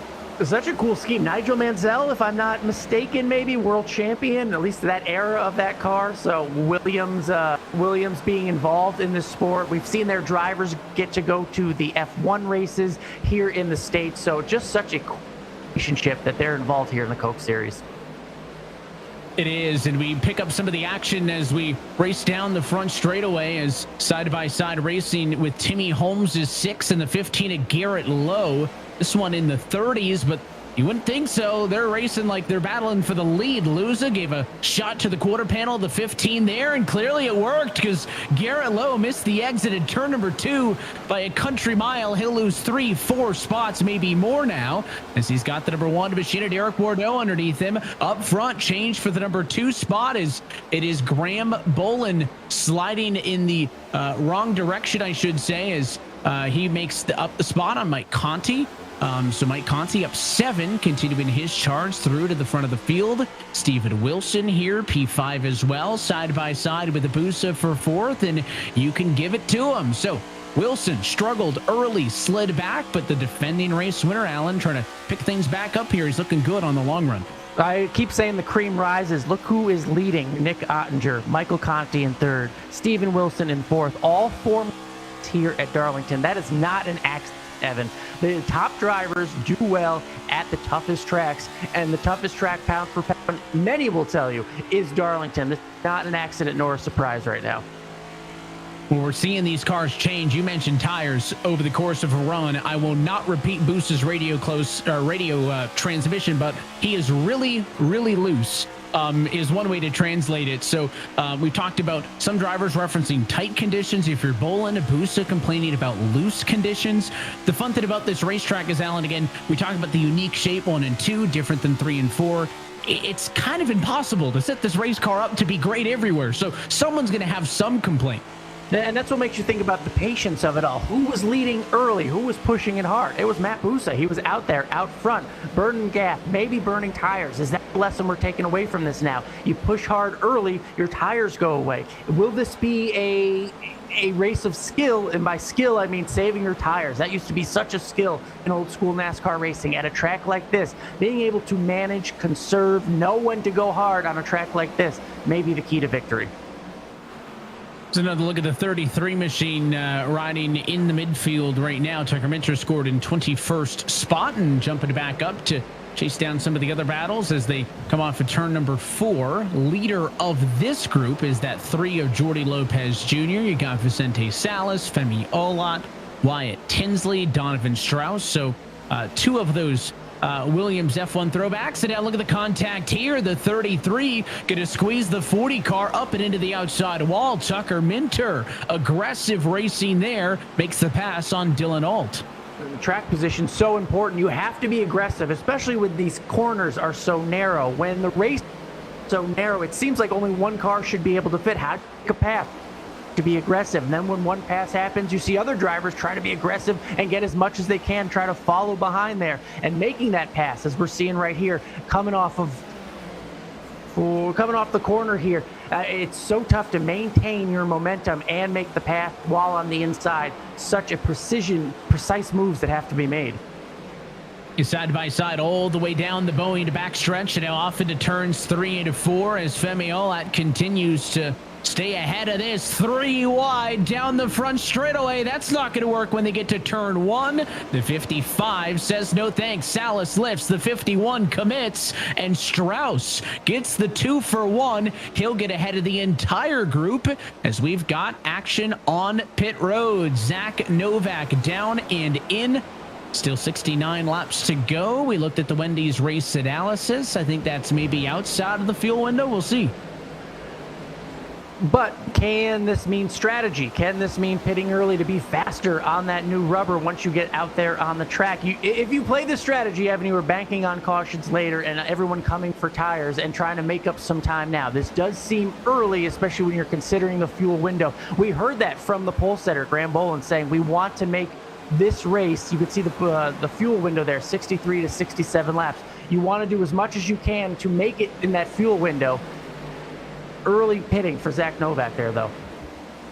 Hey, there's that second look at your Wendy's race analysis, and Wendy's reminding everybody in Twitch chat, by the way, $3 off orders of $15 or more in the app, or $4 off an in-app delivery order of $20 or more. Again, we appreciate Wendy's and DoorDash hooking us up with our biggie bags, and that could be a great mid-race snack if you need one, or post-race celebration meal if your driver ends up taking this one home, because we're closer and closer to halfway. You're looking at Bias chasing down White. The battle is for 11th 7th and 8th position, I should say, as the number 2 Michigan Corey Vincent going to bow out, enter pit road, smokes him up a little bit. But he should be fine. One thing we didn't touch on in Countdown to Green, Alan, how unique the pit road entry is here, because it's so different to every other racetrack. Not necessarily difficult, because you could back it down and take it easy in 3 and 4, but no one's ever going to do that. You're really pushing it to your own discretion. No, and you lose a lot of time, and you hear the guys on Sunday say this is one of the more difficult pit roads to enter, as we see the 41 come screeching in there trying to get down to speed. But you saw it. Once we saw one car go in, it opens the window, right? The window, if it essentially is dictated by who starts the pitting sequence, and now we're seeing everybody coming in these few laps, but it's all about doing that math, back timing to try to get in that fuel window and seeing if you can make your tires stretch all the way to the checkered flag. Now, this is where the strategy aspect comes in. More cars come down pit road. We are now under that 67 lap fuel number that we looked at in the Wendy's race analysis. As more entries to pit road this time, Caden Honeycutt comes down. And again, this trickle will quickly turn into a flood of cars headed to pit road here shortly. So far, nobody from the top 5 coming in, but right on cue, Casey Kerwin, P4, cues up on the radio, says that he'll be coming down pit road. So is Casey coming down? Yes, he is. Casey Kerwin first from the top 5, and now you have to think, Alan, the rest of the race leaders need to respond. That's what seems to, it's action reaction, especially at the front of the field. And the 95, the first to pit, everyone will want to follow him in. Colin Bowden there in the 69 car follows him in as well. We're seeing 3, 4 cars now on pit lane. A lot of cars, including the ones up front. Kevin King in the 88, all coming now with 57 laps to go. And we see our pole setter, Graham Bolin, entering pit road. So here's the response as Graham Bolin comes down pit road. And now let's see if there's any shakeup in the lead positions as this green flag pit cycle continues through. We're seeing cars about 1.2 to 1.3 seconds slower with their current lap times than what they did at the start of this race when they were on fresh tires, Alan. So obviously you come down pit road now, you get the better tires instantly. You're going to start making up that time as Nate Ottinger assumes the race lead. He comes down this time with Steven Wilson hot on his heels. So you're going to get the fresh tires, make up time, and now we'll see if those drivers who hit pit road first can reap the benefits. Yeah, different races going on right now, right? You want to get to pit road, you want to have the cleanest stop you can and get back out there and start going fast. The drivers who pitted a lap or 2 early, they want as clean racetrack as possible to use those new tires as effectively as they can. Now is the time to make up all that time. We saw the pit window open early. Michael Conti on the back end of that, really just pitting now. You know, we're talking 5, 6, 7 laps after some of these other drivers. Different strategies going on to see how effective that early pitting was in comparing that to the long pitting of Michael Conti. We'll see how this all plays out in just a few laps. Almost everyone on pit road now. Conti, White, Mullis, Busa, Falkenham, Maines, Guess. They are all coming down pit road for service. About half still need to, and Jordy Lopez Jr. has assumed the race lead. He'll get a lap led. Tucker Minter takes over the number 2 spot. Michael Conti was up to 3rd, but you'll see that 38 start to drop down the leaderboard. There he goes on the left-hand side of your screen, and there is that purple pit-in indicator. He's joined on pit road by Doucette. So more and more drivers coming to pit road. The first car who pitted a long time ago, I believe, was the Zach Novak entry. He's kind of suffered, or I should say cycled out in the midfield, right? Didn't really suffer too much, but didn't make up a ton of time either. He wasn't battling amongst the leaders. The net leader of those who has pitted is Casey Kerwin right now in 16th spot. So watch for Kerwin's 95. You can see that last pit number, 57 laps. 58 lap for Bolin, lap 59 Frottinger. You'll start to see those drivers who have pitted already start to climb up and up the board. But Kerwin right now, net leader, as we see the 66 in as well. And that's significant because that would be about a 4-spot jump just on this pit cycle. That is how you win races. That's how you win championships, by earning and really manufacturing track position however you have to get it. Casey Kerwin had an early battle and hit the wall and was nearly taken out, but he's been able to have patience and maintain and get position by position. And the easiest spot to get him during a pit cycle, he's gone from about 4th, and he should cycle out here to the leader. You're right. He was in 4th position when he decided to come down pit road. He was the first of those top 5 to pit. He pitted 1 lap before Bolin and 2 laps before Nick Ottinger and Steven Wilson did. Again, got that instant benefit of the fresh tires, and that's why he has found himself as the net leader. Tucker Minter, a bit of a wobbly trip down to the pit road. Again, it's these drivers pushing it that makes those pit entries so tight. Many drivers locking it up. It's also kind of a weird way you have to enter, basically go all the way down to the apron in 3 and 4, and then that pit road wall catches up to you pretty quick. You got to be able to make sure that car rotates. Jordy Lopez Jr. has led the last 5. He'll also bow out, come down to pit road this time through. We're still waiting on Ray, Leahy, Luza, Alt, Lowe's, Holmes to come down pit road, and then this pit cycle's complete. If you're out there still, you're pretty much committed. I'm thinking of a guy like Keegan Leahy.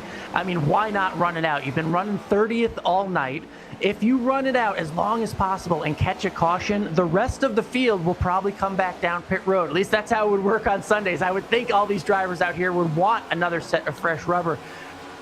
Keegan Leahy, long pitting. Maybe this is the only strategy. Again, when you're running 30th all night, this is the only call for Keegan Leahy. Guys like that, Malik Ray, Ryan Luza, the people who still haven't pitted yet. We were just showing 95 of Casey Kerwin. Here comes Keegan Leahy. I guess he's not listening to my strategy. He's a former champion, Evan, for a reason.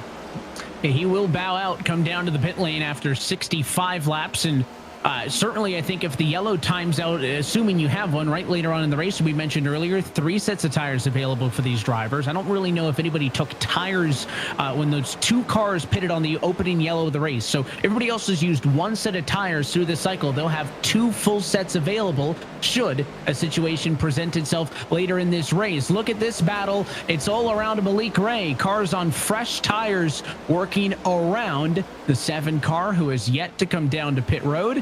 It'll get passed up by a lot of cars on Lappy themselves. That group had Honeycutt, Duval, Zelensky, and Bowden in it. You'll see the speed difference there to Matt Busa, who's also going to drive right on by. But the magic number sits at 5. The top 5 have yet to come down pit road. Casey Kerwin still the net leader on this cycle. He's in P6. That puts him about 2 seconds and change ahead of Graham Bolin, who would, in theory, round out to P2. And maybe it's this top 5 going for the long pit and just hoping for a caution. That's the only way that this works. This strategy works out. But again, if you're not going to win, you got to do whatever you have to try to put yourself in that position and manufacture that track position.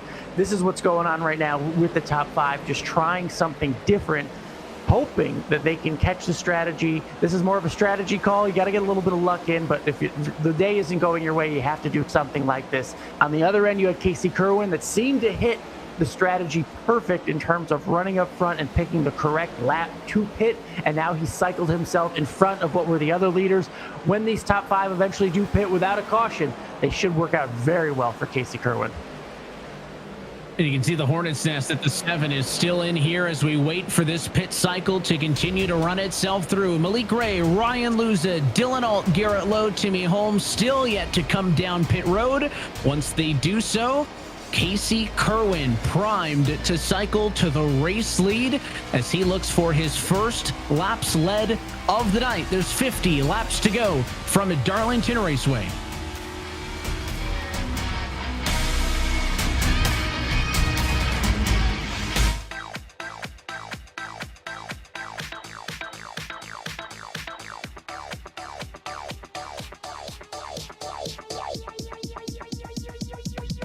I need to try it first.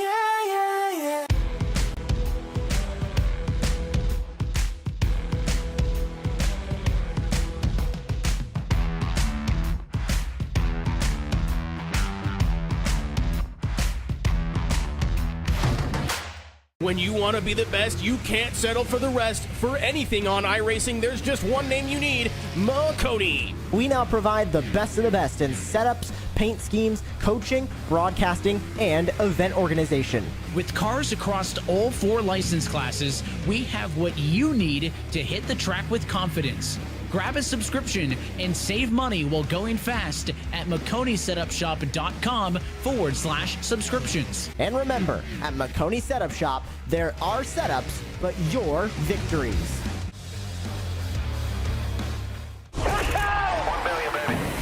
all-star race. We're the best of the best. Return to one of NASCAR's most historic tracks. North Wilkesboro. North Carolina, baby. With an uphill backstretch and a downhill front stretch. Anything can happen. Especially with $1 million on the line. What would you do for $1 million? What wouldn't I do? I'm bringing the 29 back. I'll be ready. I'll be ready. Will you? The All-Star Race, Sunday on FS1.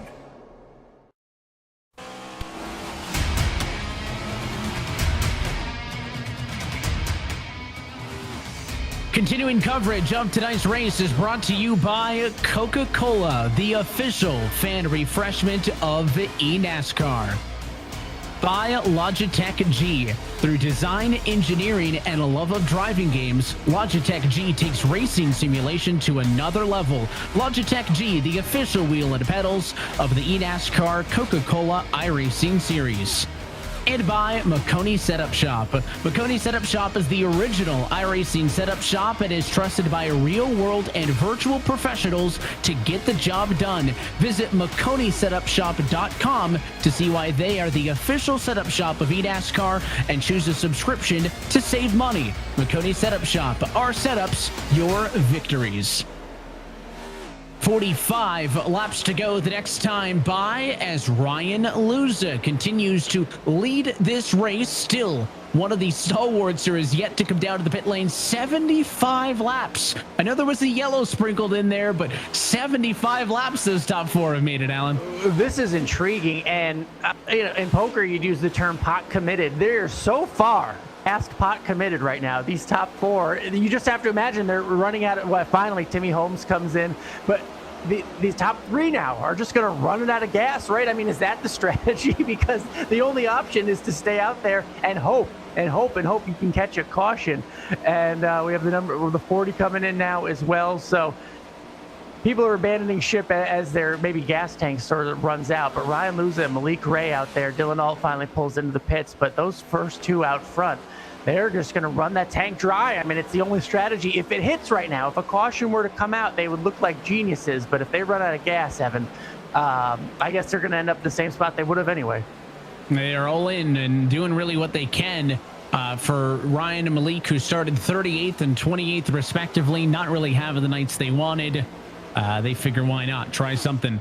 It's going to be obviously a blow for them. It's going to put them back there in the field once they eventually have to pit. But what this does solve is the question of, everybody who pitted. I thought maybe the first cars, Novak a little bit shy of the fuel number, right? We were thinking 65 to 67. They pitted with about 70 to go at the start of this run. If you can go 77, I think you're pretty good, right? Again, there was a yellow in there, so I'm sure they saved under that, but I think we have found the limit. Ryan Luza and Malik Ray are in 78 laps on one tank of gas. That doesn't even account. Of course, you had to do how many pace laps, right, at the start. That limits your first run just a little bit. So everybody else, if this race stays green, should be good to go to the end. And what that does mean is it has officially cycled Casey Kerwin to the race lead. He was fourth before the pit cycle began. He was the first car in the top 10 to come down pit road, and he finds himself leading this race at Darlington. The type of race that champions win. I think I've said that a few times tonight. And look who's out there in the lead. Mr. Patience himself, Casey Kerwin. He methodically, patiently got spot by spot everyone he could on the track, and then gets up to fourth, is able to cycle his way through the pit sequence, comes out with the lead, and now has a pretty substantial and healthy lead as he runs up there near the wall with a lot of clean racetrack ahead of him. Great position to be if you're that 95 car. And he has, I'm not going to say a comfortable advantage, but at least there's a buffer. It's a half a second gap back to the battle behind Graham Bolin in second, Nick Ottinger in third. There's a visual of it. This time by the line, 0.47 seconds is the difference between them. And then there's the second group, Wilson and Conti, battling for fourth and fifth position. We talk about how fun and how challenging this Darlington Raceway is. Let's take it in from the perspective of the Dylan Alt entry at your Coca-Cola onboard camera.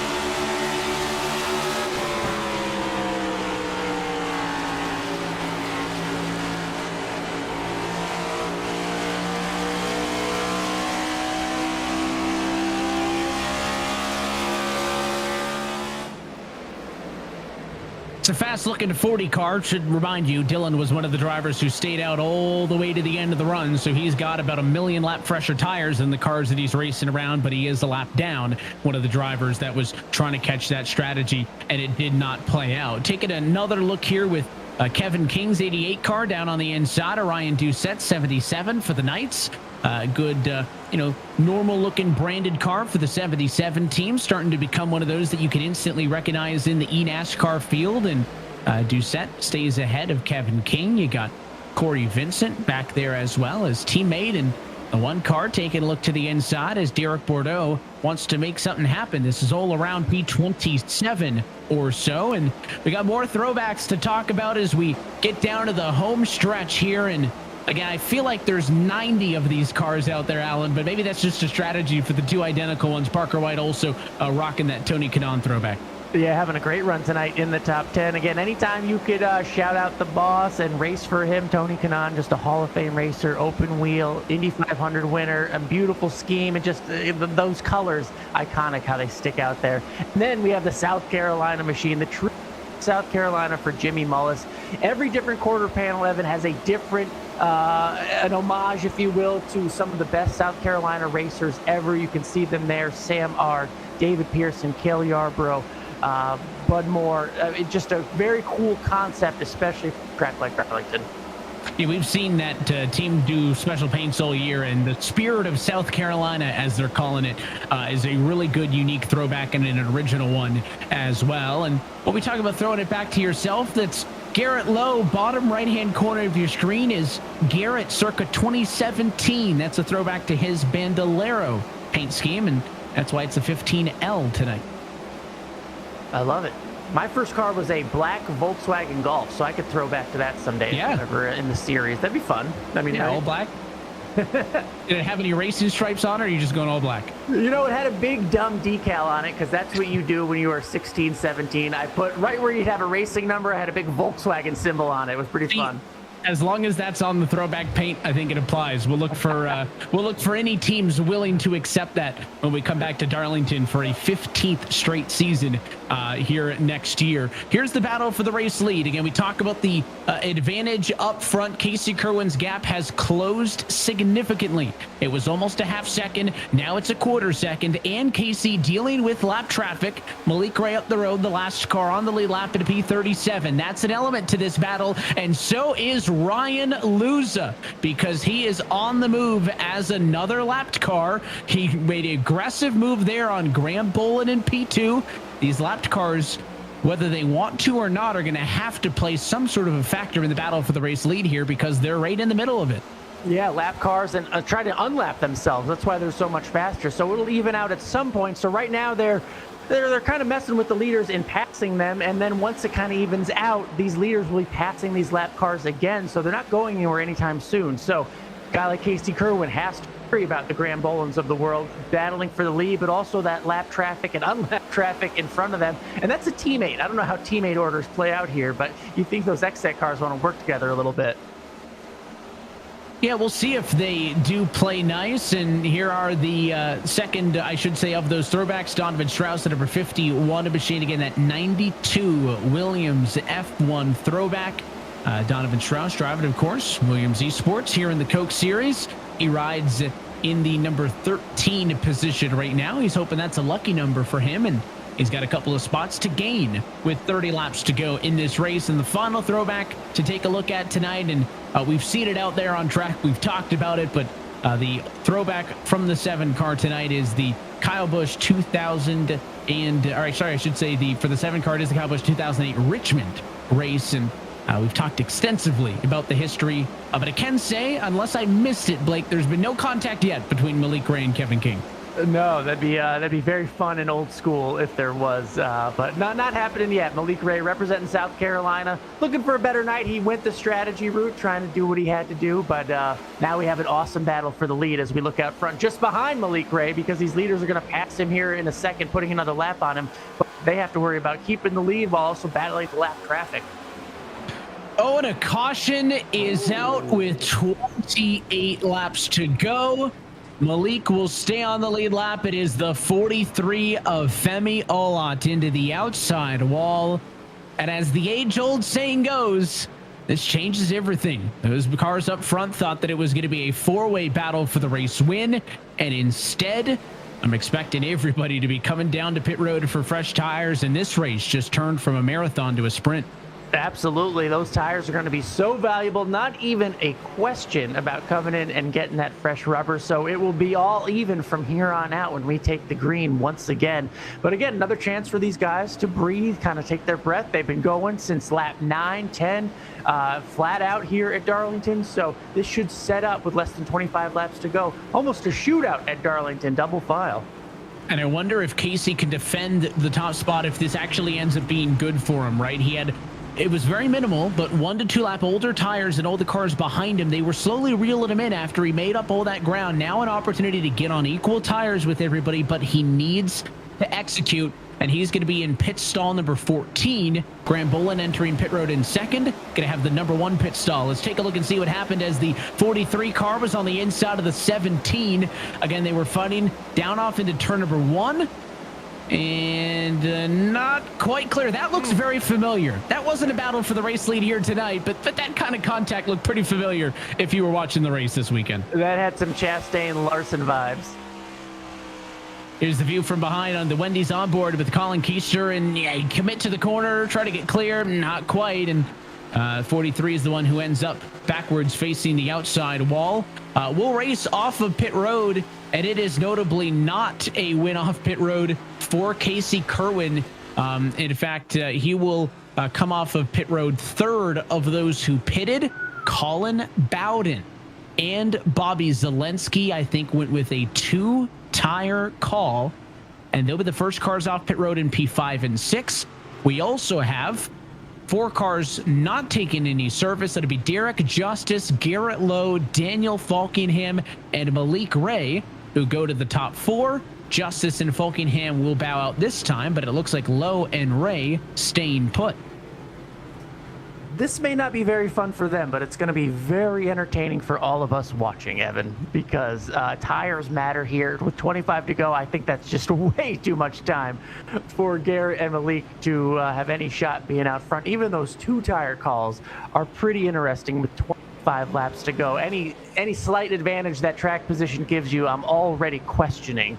Bobby Zelensky, a former winner here, has gotten it done before, plenty, but it's going to be tough. Well, let's dial up one of the drivers. Garrett Lowe leads this race now. Garrett, 25 lap old tires, cycling through to the race lead. What's the move for the big green egg Ford here? Dude, I have no clue. We're just here. I don't know. Just somehow we're leading this thing. I'm not sure what's going on. We started this one back in 30th, so even if it's not going to be hanging on to the top spot, try to get some track position here, get a good finish. What is going to be a key, though, on the older tires to try to maintain some track position, because we know it's going to get crazy? Just try not to get wrecked. That's about the end of it, I think. We'll be watching. I wish you the best of luck, Garrett.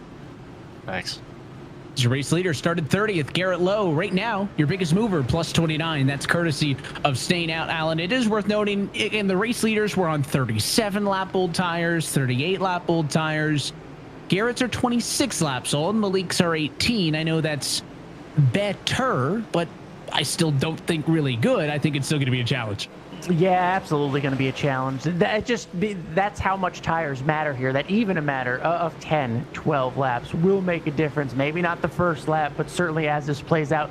If there's 5, 7 laps to go, sure, maybe you pick something up. But 24 laps, that advantage, that any perceived advantage that has, I think will be eaten up very quickly, especially when you have a bunch of hungry drivers on a short stint.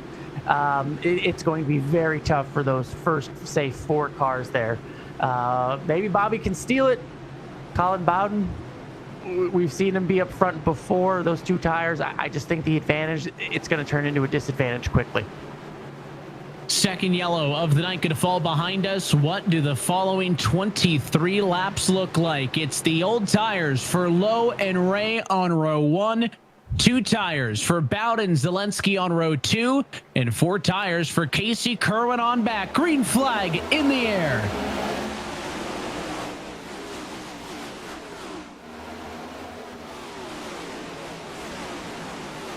So Garrett Lowe gets off fine. Malik Ray still P2. The fight behind for third. The car's on 2 tires. Bowden to the inside of Zelensky, but Graham Bolin trying to push the 18 through. He's got 4 fresh Goodyear Eagles and wants to get a move on, but stuck on the outside. Can't go anywhere right now.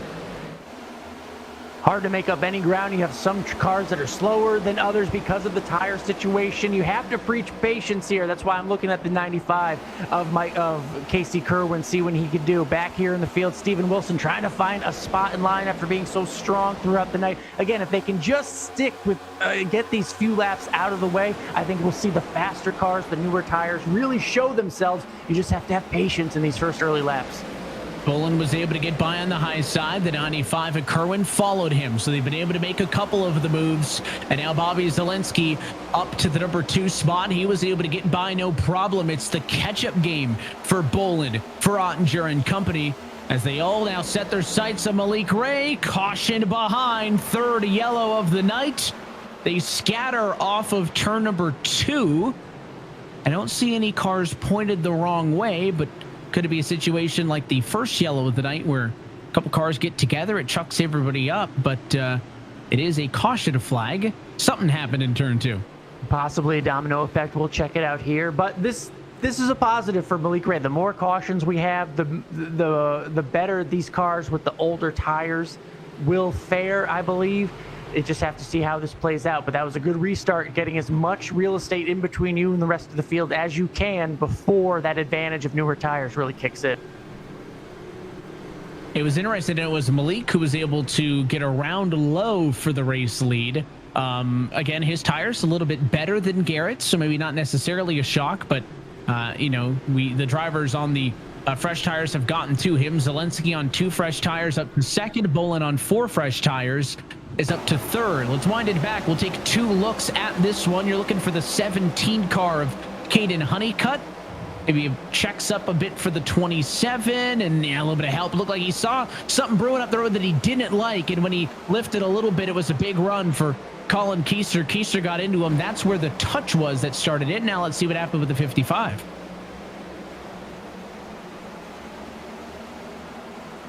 Ooh, even more checking up. He gets hit by Kevin King. So kind of similar to the first yellow of the night. Certainly some contact, couple of cars sideways, pick up a stripe here or there, but I don't think anyone's going on the hook for that one. No, just wrong place, wrong time as everyone checks up around you, and you've got nowhere to go when you're on that high side. That's something to think about on these restarts.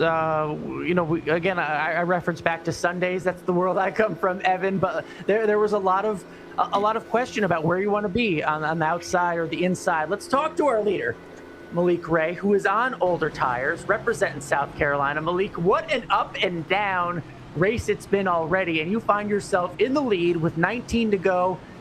Tires that are 17 laps older, but you still have the lead. How are you feeling right now? I feel like I can hold to a top 10. I don't know if I can, hold off everybody for the win, but if we keep getting yellows, I mean, we'll see. But I feel pretty confident right now, because I was running like 39th, so anything's better than 39th. Is it hard to look out the front of the windshield, or are you looking in the rearview mirror? Nah, man, I'm looking out front. I already know that they're going to be faster than me, so, it is what it is at this point. Malik, represent the Palmetto State. Go get that checkered flag. All right, thank you, man. Malik Ray is known for pulling this strategy card once or twice. I can think back to a couple of examples where he's been the first guy to say, I'll do it. Malik's never afraid of trying to make that move. And again, started in 28th. If he can finish higher than 28th, even if it's not the race win, might be a win for the strategy. Again, there's a couple of different strategies in play, so just want to remind everybody what the situation is. Malik Ray stayed out. He's on 24-lap old tires. He will be the control car, and will be on the inside of the front row. Bobby Zelensky did pit on the yellow cycles ago. That was 8 laps total ago, but he only took 2 tires. Behind him, 4 tires for Bolin, Kerwin, Lowe, Ottinger, Conti, and company. So we got no tires, 2 tires, and 4. Battle for the race lead will bring us to 17 laps to go. This time by pace car off. The 7 decides when to be Bobak green as he heads to the restart zone. He'll hold, then fire. Green flag in the air. It's a good jump. Great jump for Malik Ray, and this is what he has to do. He did it last time, proven to be a great restarter here. Just get as much real estate as you can in between all those cars with the newer tires behind you. Maybe hope for a caution, see what he can do. It's all going to plan right now as we see some jostling back in the field. Side by side back of the field and side by side for the race lead. Here comes Bobby Zelensky to the inside of Malik Ray. They touch in turn number 4, but the 7's got that preferred outer lane. He'll get the run down the front stretch. Kerwin goes high. He'll push the 7 into the corner. Now it's Kerwin and Zelensky. They'll touch side by side for second. Brief top opportunity for the 7 car to get away, and it's a pass for P2 for Casey Kerwin. And this Bolin is the gets battle a here. bit of the wall back there in 2. Everybody in the top 5 mixing it up, but Zelensky went for the lead, couldn't do it, and Kerwin with the 4 freshies top side. He'll go to second. Now he'll try to set up the 7 car and make a move. Patience, patience, patience. That's all he needs for Casey Kerwin. Has 4 brand new tires versus the older ones of Malik Ray with 15 laps to go. It seems like the 95 in position here, picking them off one at a time. But this is the difference between older tires, 2 tires, and 4. We have some action back there with Kevin King swinging back up across the track, not hitting anybody. Ill-advised move there. 3 wide in traffic and now 2 wide in the battle for the race lead. Kerwin gonna get underneath the 7 of Malik Ray. It's a move to 3rd for Nick Ottinger, but off of 2, he is clear. And back to the race lead goes Casey Kerwin. Ottinger to the inside of Malik Ray. He needs to make quick work before the 95 car scoots off with this.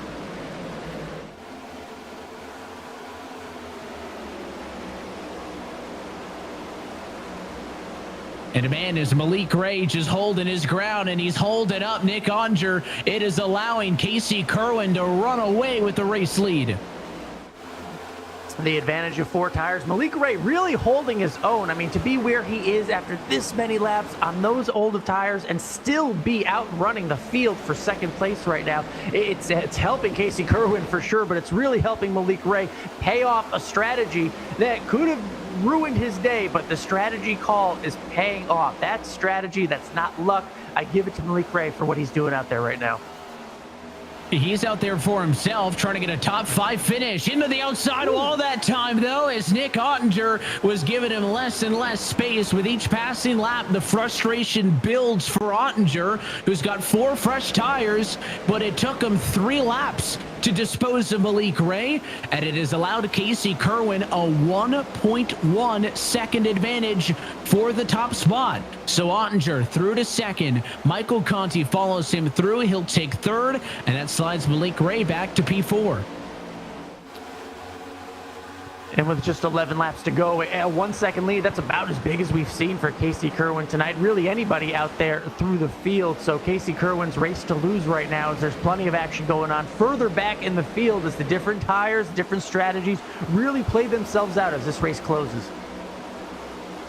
10 laps to go from Darlington. What is still left? Jordy Lopez trying to fight with both the 10 and the 97 there. The 97 machine of Atbusa completes the pass on him. Jordy going to go a defensive line. We step back to the 46 car. Jimmy Mullis, he's 15th alongside the number 34 of Alan Bose. Behind them, the 17 of Caden Honeycutt on the inside of the 41 of Dylan Duval. Duval wins that battle for 18th.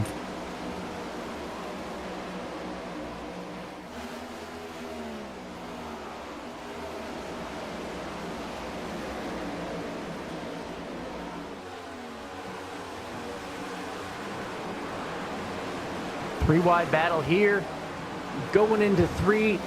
Ooh, little wiggle there for the 45. But we look at there up front, I'm looking at the times.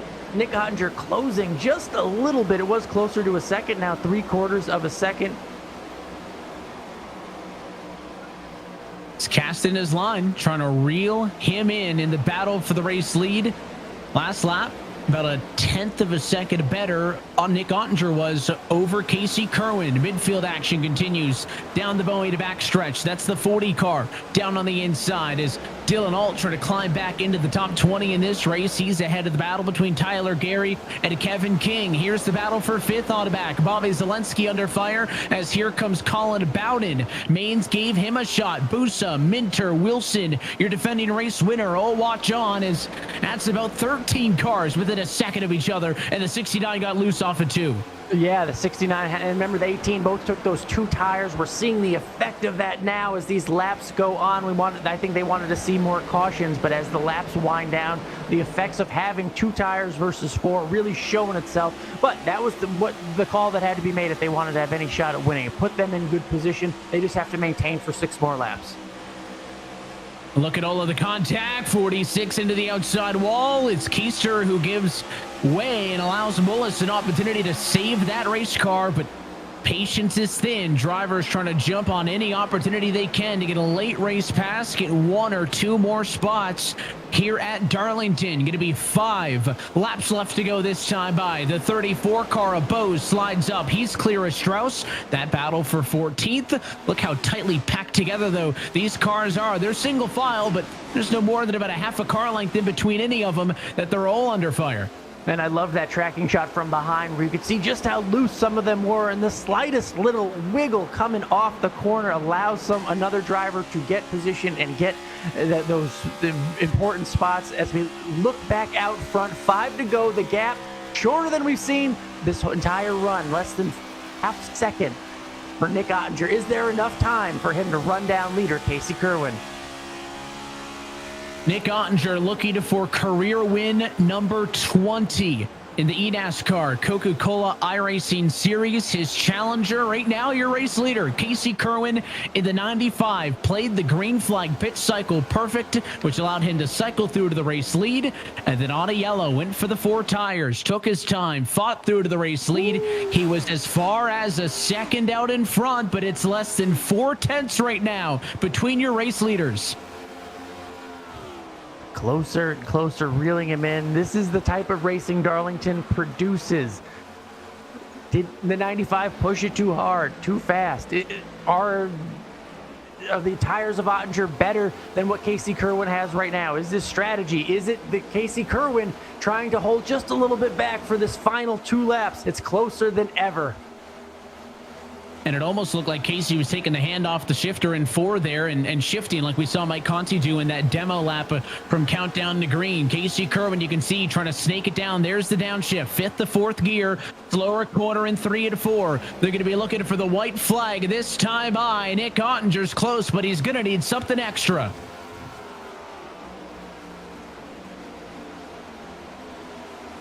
White flag in the air. This race is official. Clean racetrack up the road. Nick Ottinger has been the better car for the last 7 laps consecutively, but his fight right now is against the scoring to pile on because he's gonna run short on time. Casey Kerwin, a race winner from 2 races ago at Talladega, gonna get his 2nd win of 2023. Casey Kerwin wins at Darlington. The cream rises, champions win at Darlington once again. We've seen it happen now with Casey Kerwin, the defending champ, and now winner at Darlington. Defending champ, Darlington winner, and the 3rd multi-race winner of the season. And how about the celebration in 3 and 4? It was no more than a year and 2 ago when we were talking about historic numbers of first-time winners in this series. How many different drivers could win to get in? That's not the story of this season. This winning moment is brought to you by Coca-Cola, the official fan refreshment of eNASCAR, Allen. And instead of counting up all the different race winners, we're counting up the repeat winners. Big statements in the last month by first Bobby Zelensky, then Michael Conti, and now Casey Kerwin. They've all got 2. Let's take a look at your Coca-Cola move of the race. I talked about the ability to make the right strategy call, to cycle through to the race lead, to go for the 4-tire decision, and then it was the move with patience. He had to be aggressive. Bit of a touch there to the 7 Malik Ray, who was on the older tires, had a bit of a push from behind, and the 7 didn't make it easy for him. And the 95 also raced clean, and it was this battle and that pass right there in turn 2 That won Casey Kerwin this race, and it's another race win added to his belt, the 5th of his eNASCAR career. And as his celebration continues, Alan, let's go trackside. Talk to your Darlington race winner. It's Casey Kerwin. Defending series champion Casey Kerwin adds Darlington to his trophy case. Casey, how much did patience play into tonight's victory? Definitely a lot, especially I think everyone saw the first caution there. I thought we were going to be in trouble. The car wasn't that badly damaged, but with how bad the tires, we slid them in that wreck. I was kind of scared on that long run, but we still had really good speed. And kind of having a win in the bag, I figured we kind of go for it. I felt like we had long run over the Conti guys like Nick and Conti and Busa and them. Me and Graham were pretty even, so I just tried to get ahead and see if it played out. It was going to be really close to the end with Graham and them. I think we were just starting to kind of even out, but it was really tricky with Malik trying to save tires to do his strat there that they did at the end. And yeah, it was crazy. And then obviously we came down pit road, tried to loosen this thing up as much as we could without being too much to try and hold off Nick and those guys. And I was starting to hang on for dear life there the last few laps. So it's just enough. And yeah, we won at Darlington. It's crazy. It's crazy to get in a great place to win. I don't want to undervalue the pit call and when you decide to pit and how you cycle out to the front. How much of a team decision is that? Yeah, big time team decision. We kind of played around with it last night, and just clean air means so much. And especially for us having the long run advantage, I felt like if I could get in front of those guys and take care of it, we could maybe prevail with the clean air. And I said it was going to be really close if it stayed green, but yeah, I don't know if thankfully we got a yellow. I'm not too sure, but thankfully it all worked out. We got kind of lucky with how just being able to line up 4th there on the top and getting around Graham. So yeah, crazy race. It's an honor to win it in a Tony Stewart throwback. Tony was my childhood hero growing up, and to run his throwback to his championship year. Well, strategy gets you the win, and skill gets you the checkered flag as well. Let's go to Michael Conti now. Another great run for Michael Conti, coming home 3rd. You had the 4 tires. You had everything you needed. What more, though, did you need to get those final 2 spots? Clean air, track position. Yeah, just hard to pass tonight. Casey was really fast at the end. Nick was on a very similar car to me. So, super equal there, but really fun race. Good job by everybody. Yeah, the WR1 car is really fast, so just keeping that momentum rolling, and it's been a really good year so far. Is it fun to throw back to yourself? You had a great paint scheme tonight. I had to ask if that was appropriate because I know there's some differing feelings on that, but people are like, hey, it's your last year, so if you don't do it, you'll never be able to do it. So, yeah, it was super cool. Like, I ran that scheme a long time ago at this track, hauling ass, trying to win 10 grand, so kind of full circle moment here tonight for me. I keep comparing you to Kevin Harvick. You're going out just like him on top with some great strong runs. Top 3 tonight at Darlington. Good job, Michael. Thanks, man. Appreciate it. I got it on. And let's go to Nick Ottinger, who was trying to chase down Casey Kerwin. You were even in terms of tires. There was some laps there left. Nick, what more could you have done, or are you thinking about now and trying to chase down that 95? I could have navigated the positions a little bit better, 2nd through 4th. I think I made contact with Graham, and that was my fault. I apologize. I was pretty squirrely down there and not trying to get pinched off on the bottom. So if I made contact with them, sorry to the 48 team. Secondly, just needed to get around to 7 a lot quicker. Casey was able to get by him when I was just stuck by him, side by side for 2 laps. So that hurt me a little bit more than I wanted to. Used a little bit more tires trying to get by him, and end of the day, it's the 2nd place again for our Logitech G machine. But we're getting closer. Still some stuff to iron out, but our team's pretty damn good. Yeah, pretty damn good. Former winner at Darlington, 2nd place tonight, Nick Ottinger. Congratulations. Thank you, man. That was our top 3 tonight. Casey Kerwin, Nick Ottinger, Michael Conti. Heck of a race, Evan. It came down to some strategy and a late green flag run that really had everyone guessing. It had a little bit of everything, as you mentioned, and it is an all bow tie. Top 3, Graham Boland comes home at 4th as the highest finishing Toyota. Malik Ray, that's a win on that strategy call. Stays out top 5. 40 laps before we were talking about him getting lapped on the old strategy, unlapping himself. What a bounce back for him. You take a look, Jordy Lopez Jr. finished 10th. He led a couple laps tonight. Could have been better for him. Jimmy Mullis up 24 spots in 15th. That's a good bounce back and good finish, I think, for the 46. Absolutely. And you think about, Steven Wilson, he was running higher up and comes home 11th. Colin Bowden on those two times in 13th. And you go back a little further. Not what I expected from Keegan Leahy. Obviously, he was my win pick tonight, or win to do significantly better than 25th, especially as a former winner. Just never came through. Long pitted there, trying to go for something, never came through for Keegan Leahy. So that pick was about as cold as Nova Scotia is at about December. But listen, I appreciated the pick. It is a tough break for Keegan, though, and an equally rough night for guys like Dylan Duval, Daniel Funk, and Evan Vicente Salas. They all started this race in the top 10, 37th, 38th, and 39th before this one is said and done. So that is a tough break for those drivers, and they'll look to bounce back when we go back racing in 2 weeks' time. Now, I call this part of the season the comfort food part, because you talk about the 5 tracks that we've raced at every single year. Well, we're hitting them all in about 2 months. We've been to Richmond, we've been to Dega, we've been to Vegas and Darlington. Now it's time for Charlotte Motor Speedway in 2 weeks' time for the 9th race on the season.